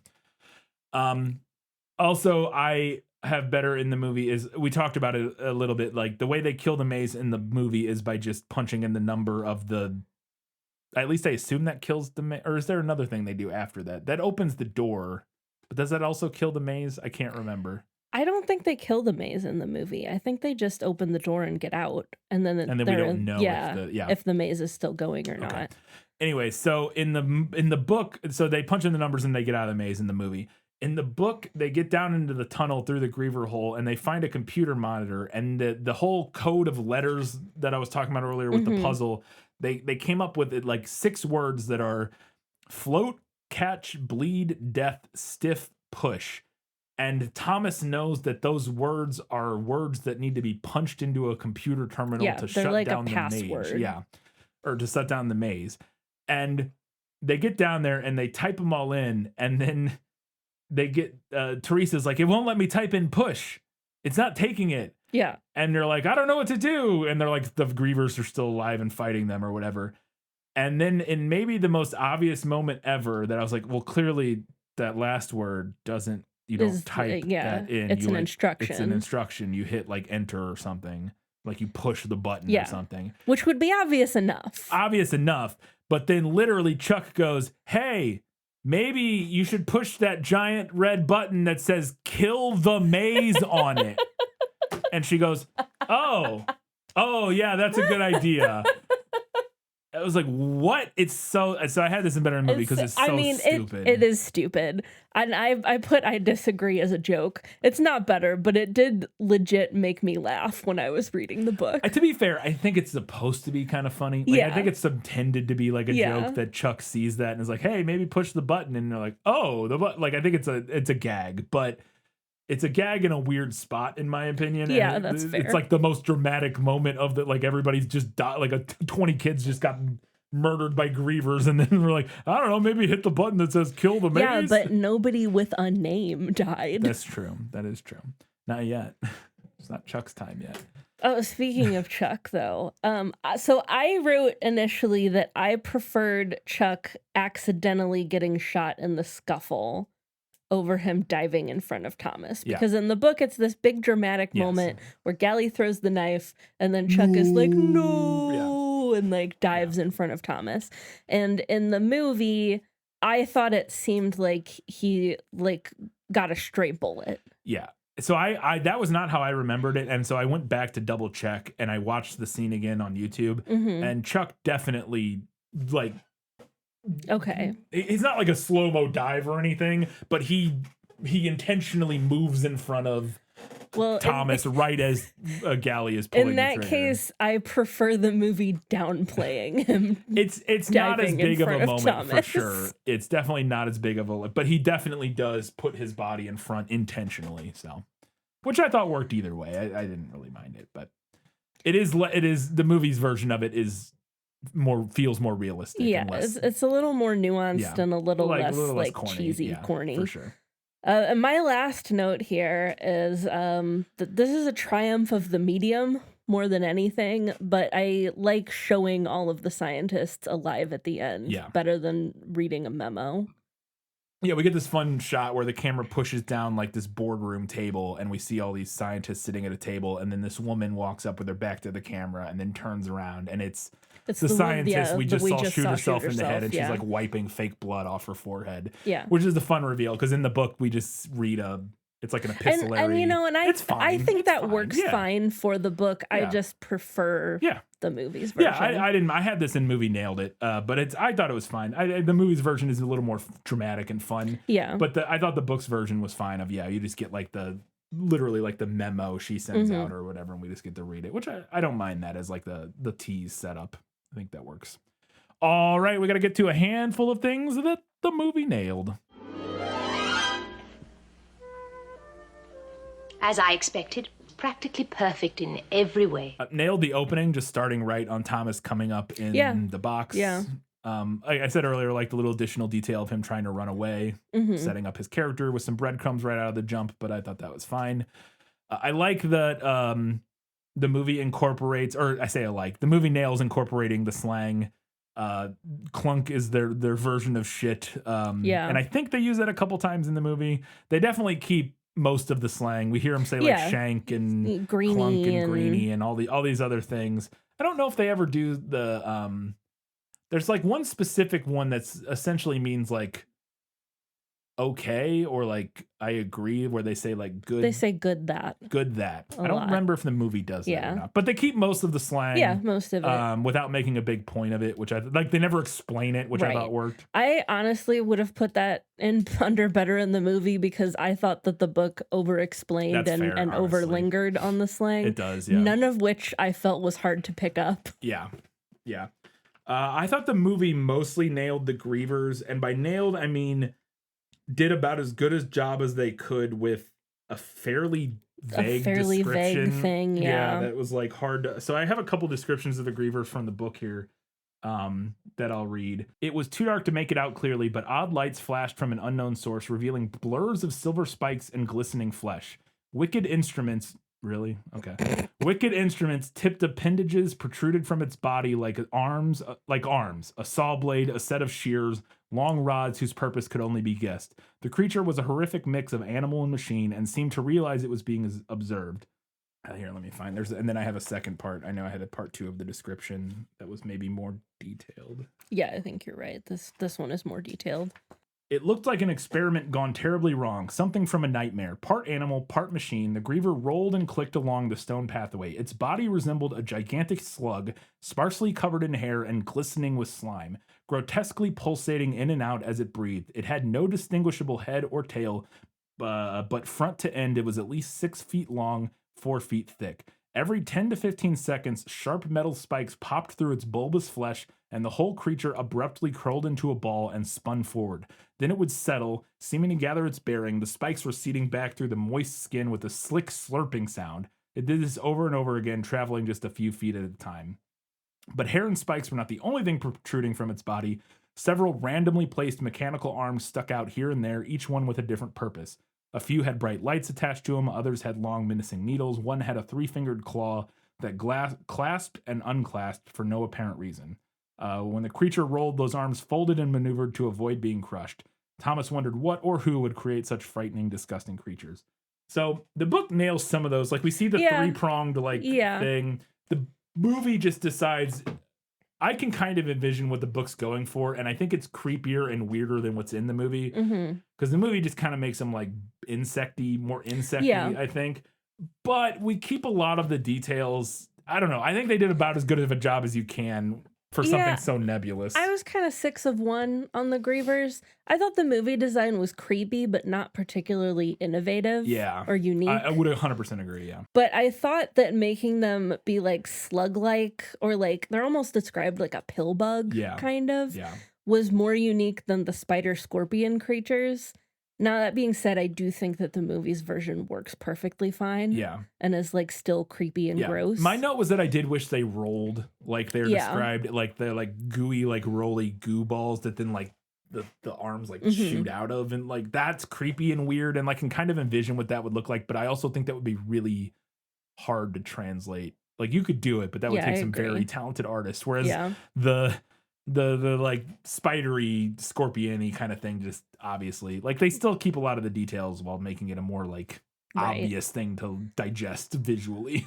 Also, if I may be a pedant for a minute, in the book, Thomas describes them as not having a distinct shape, but also says that they're bulbous.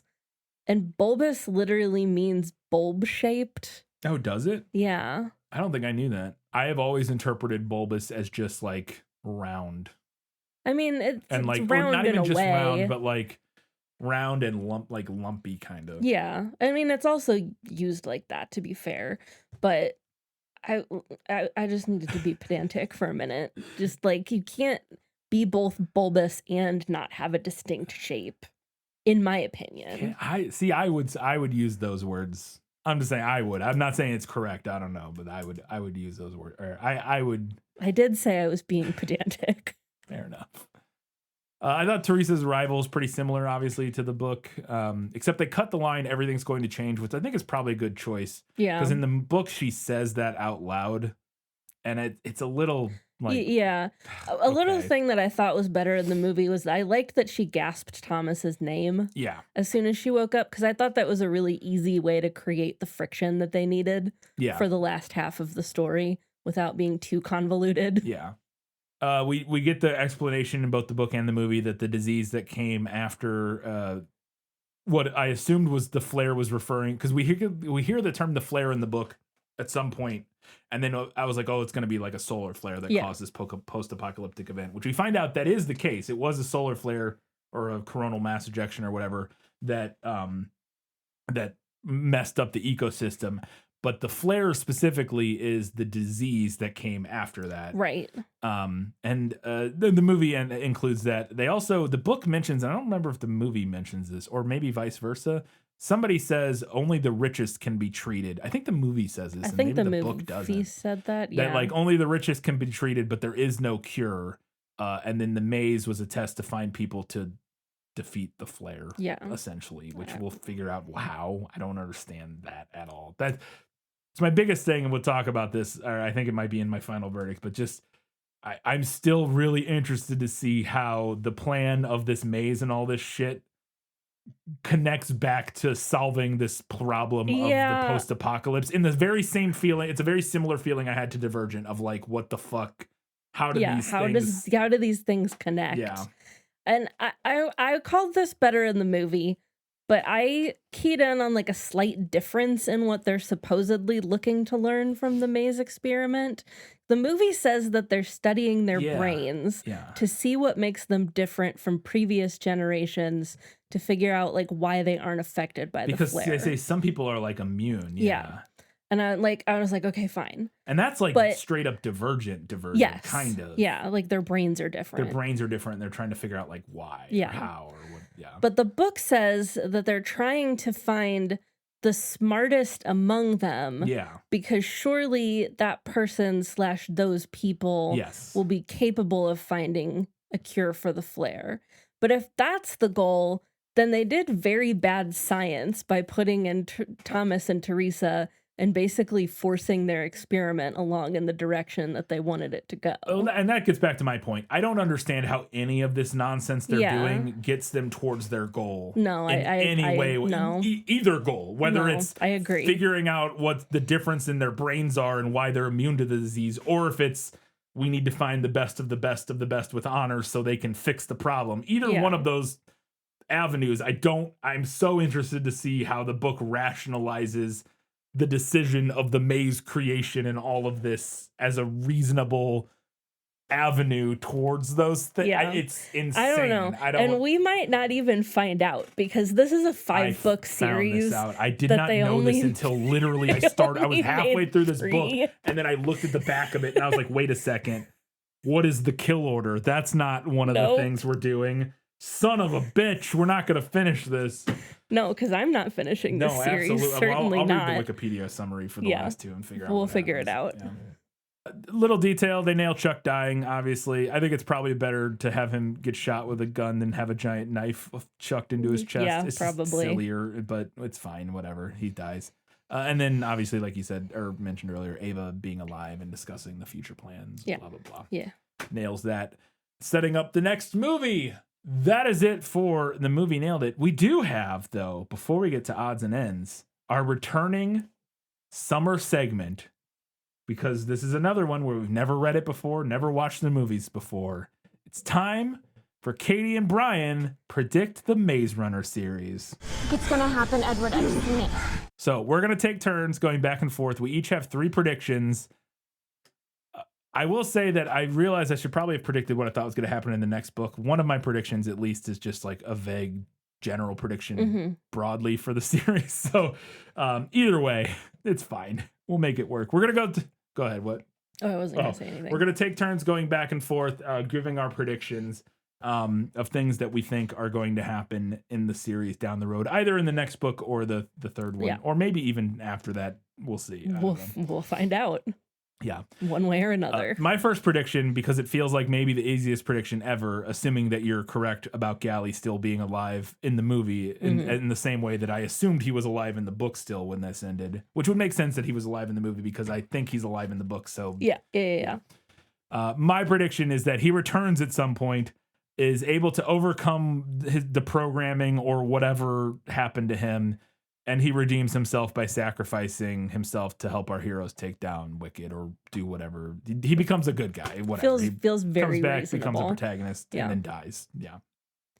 My first prediction is that Teresa will have an about face and end up being a villain. Oh. And I think this mostly because James Dashner strikes me as the type of guy who would do that with his only female character. I could see that. How dare you, Ava Page? There's 2 female characters. Based on things I have learned of him. Sure, I could see that. My second prediction, also a slight at Dashner. Dashner recycles the ending of this book one more time, and the Scorch Trials ends with our heroes thinking they're safe, having defeated the Scorch Trial, or whatever the fuck it's called, only for it to be revealed to us that is still all a part of Wicked's master plan, and they're still in the experiment, and it's time for phase 3. That feels like a really safe prediction to me. There's no way. I actually predicted that thinking like this is probably going to be false, but I want to predict it in case it's true because it's so hack that I need it to be true. But surely it's so hack that he won't do it, but we'll see. My second prediction is that Wicked will resurrect Chuck as some kind of grotesque bioweapon, similar to the dead tributes coming back as Mutts in the Hunger Games. I could see that.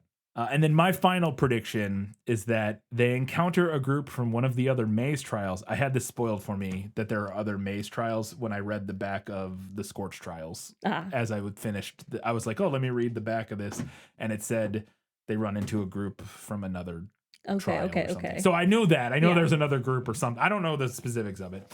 But they encounter a group from one of the other maze trials, and that group is all girls. Nice. Except for one guy. Nice. And that guy falls for Teresa, and it kicks off a classic YA love triangle.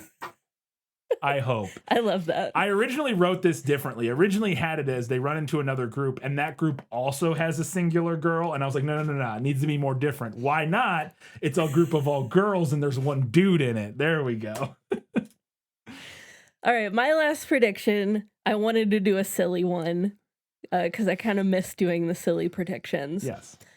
So my last prediction... My last one was kind of silly, to be fair. I don't think that's probably... It probably has more chance of being true than mine does. Probably. So my last prediction is that Frypan is going to separate from the group to go on his own quest that is somehow cooking related. You stole this from Game of Thrones. This is... What's his name? I don't remember. He's even got a food-related name. A pot pie or pork pie. This is the pork pie subplot in Game of Thrones, where he abandons them to learn how to be a cook and go on his own cooking subplot.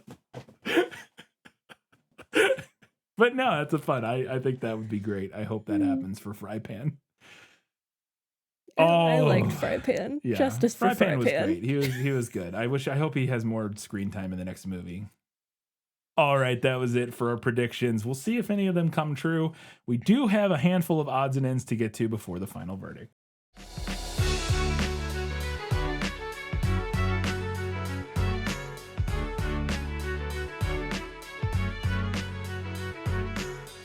Thomas Brody Sangster, I think is how you say his name, who plays Newt.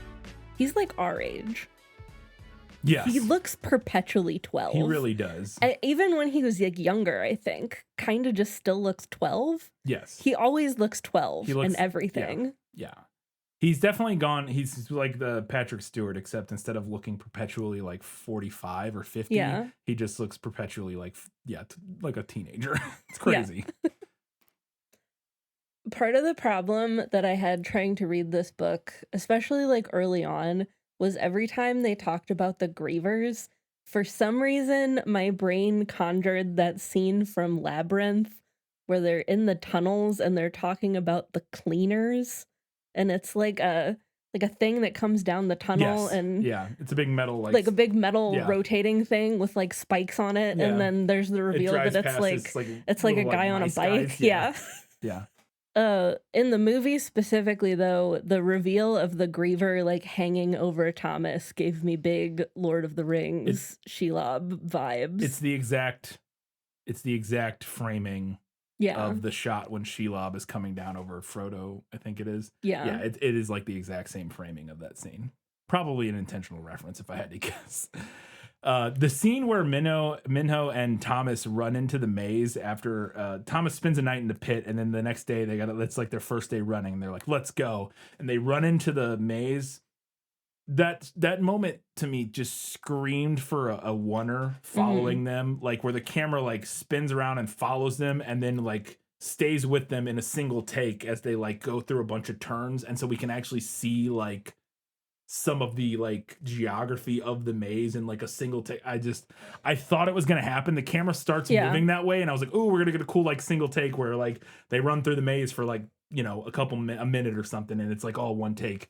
That would be fun, and it doesn't happen. I'm kind of surprised because I thought the like cinematography and stuff was pretty good, serviceable. Like, you know, it's nothing not incredible or groundbreaking, but like pretty good for what this is. Absolutely. I had a moment as I was reading the book when we find out that the walls in the maze move, but this was before we find out that they like always move in the same sequence. Yeah. Where like they're like, oh, we can't solve this maze. The walls move at night. And I was like, well, no wonder you fuckers can't solve it. It's unsolvable. It moves. Yeah. Come on. Absolutely. So there's this one scene in the book where there's a description of the beginning of the changing from Thomas's perspective. And it's like what he's seeing and going through as he like is under the effects of these drugs and the venom and stuff. And this is one of those moments where, for me, where you can really see the difference in quality of writing from a book like this versus something like Dune. And now, to be fair, Dune's obviously for an older audience and it's written, but the descriptions of like what Paul is seeing and like the consciousness expanding stuff of like when he takes the water of life or whatever and like goes through his transformation, the way that is written is so... I don't even know how to describe it. It's so trippy and conceptually dense and visually dense in what it's describing that it's like, holy shit, this person is a very good writer.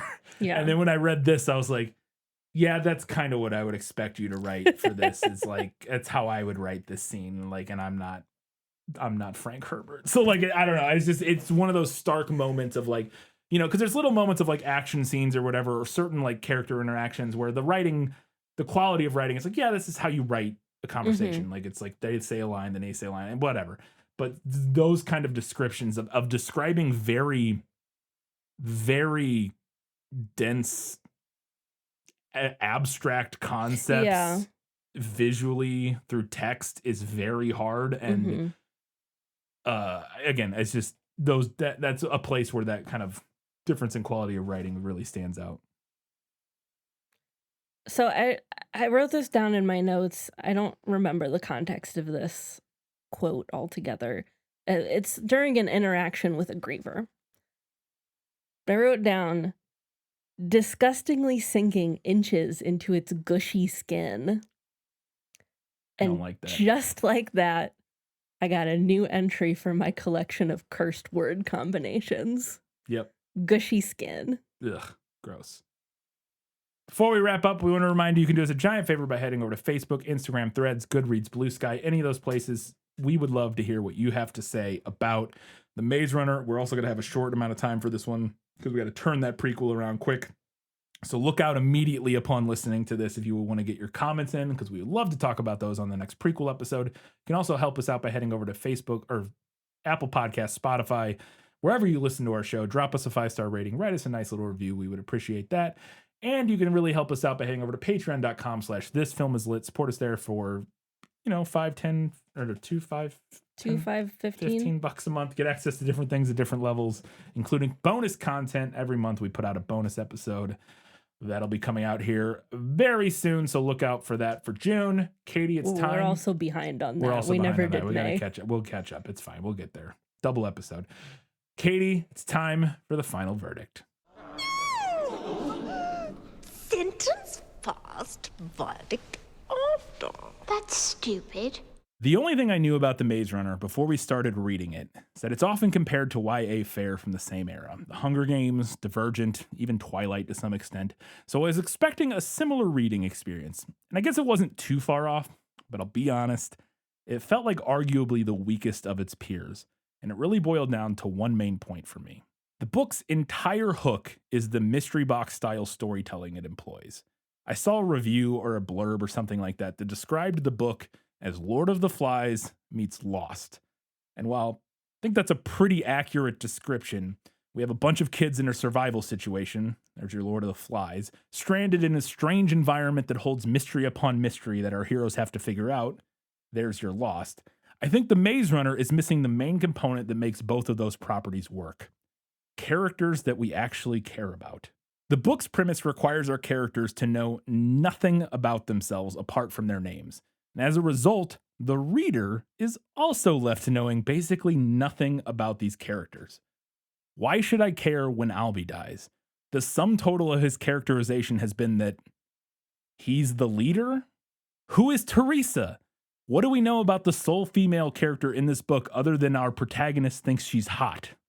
The reason Lost works on a very similar premise is because while we spend half of that show prying apart the mysteries of the island, we spend the other half of that show delving into the backstories of our characters. We discover who they were before the island, why they're there, and it informs how we feel about their actions on the island. The premise of this book simply doesn't allow for that, so we're left with a bunch of characters that I don't care about trying to unveil a mystery that feels completely out over its skis. Like 3/4 of the way through the book, I turned to you and went, I have no idea how they're going to make the premise of this maze and what they're doing to these kids make any kind of sense when the plot behind it is revealed. It just feels way too convoluted for me to believe that there's some sort of logical justification behind all of this. About 5 minutes into the movie, I knew it would win. As we've mentioned, this reminded me so much of both 50 Shades and Divergent, where an incredibly underwritten book is fixed by screenwriters who at least have some grasp on how stories should work. This movie is hardly a masterpiece, but it actually gives us characters. They're still pretty thin, but compared to the book, they may as well have been written by Joyce. It also manages to do more compelling world building in a single scene than the book manages in some 360 pages. So yeah, the book is very rudimentary YA lit. It's not really bad, it's just not very interesting. The movie manages to be a bit more interesting than the book. So for the first installment of our 2025 summer series, I'm giving it to the movie. I hate to say that I think the best thing I can say about James Dashner's The Maze Runner is that it's meh. The writing itself is serviceable, but not very interesting. The world building has some moments, but overall it was skeletal at best. The mystery was both not quite intriguing enough to outweigh how annoying being totally in the dark was, and also at times too obvious, like when the answer to everything was located in literally the only place that Dashner bothered to set up, the Graver Hole. But perhaps the book's worst sin was its character work. Woof. Aside from being boring by design, the book also deployed quite a bit of tell don't show with its characters. For example, on page 326, Thomas says that Newt can be a loose cannon sometimes, but I didn't feel like we ever saw him act that way. And then on page 329, he says that Teresa seems just as tough as anybody here. And like, okay, fine, but we haven't seen her do anything.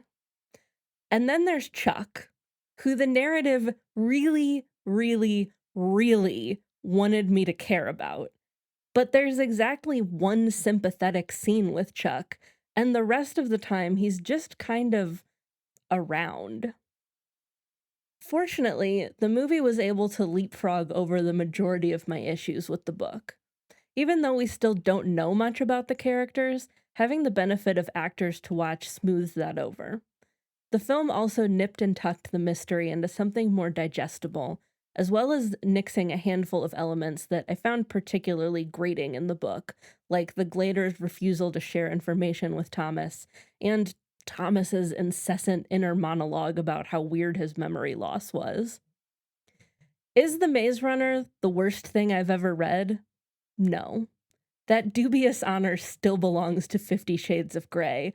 May it never be unthroned. And I can definitely see how it would appeal to a younger person, especially if that person was a reluctant reader or not very genre savvy. Two things that Dashner does excel at are pulling the reader along and blatantly pointing them towards the elements that need to be noticed. However, I'm not a reluctant reader, and I do consider myself pretty genre savvy. Also not 10. Yeah. So those elements of the book made it annoying for me instead of appealing. And when you add in how much more nuanced and human-like the movie managed to make the characters, you get a piece of media that's way more enjoyable to consume. In the Battle of the Maze Runner series, the first trial goes to the movie. What's next? Up next, we are scooting right along to your birthday episode. Mm-hmm. And we are going to be talking about The Shawshank Redemption. Absolutely. A 1994 film based on a Stephen King novella, Rita Hayworth and The Shawshank Redemption. Yep. It's been on the list for a while, obviously. It's a very, one of the most well-regarded movies ever made. It was for a long time. It was number one on IMDb's top 250. I don't know if it still is. I would bet it's close if it's not. It's one of those movies that I don't know. You almost never meet a single person who goes, I don't like that movie. I've never seen it. That's fascinating. So we'll see how I feel about it, I guess. I think you'll like it. I have seen this movie probably half dozen times or so over the years. I've seen it, pieces of it, a lot more than that because it used to be on TV all the time. But I've seen it in its entirety, front to back, probably 5 or 6 times. And I've always really liked it. Definitely a period in my life years ago where I might have said it was my favorite movie. A long time ago. It's been a long time since that would be the case. But in college, I think there was probably a short period where I said it was my favorite movie. But I remember really liking it. I had no idea it was a book when I saw it all those times years ago, and I had no idea it was a Stephen King book, which is crazy. So I'm very interested to check. Or I say crazy. I don't know if it's crazy, but it's not what I would expect, because it's not a horror film at all. So I'm interested to see what the movie or what the novel is like, because I know what the movie's like. But yeah, so as we mentioned earlier, we're hoping to, and we'll talk more about this on the prequel, we're hoping to get right back on schedule. It is a short enough book that I should be able to read this very quickly, and then hopefully we can get right back on schedule, and we'll just put out a prequel like over the weekend or something like that. So that's the plan, but we will have more on that shortly. Until that time, guys, gals, non-binary pals, and everybody else, keep reading books, keep watching movies, and keep being awesome.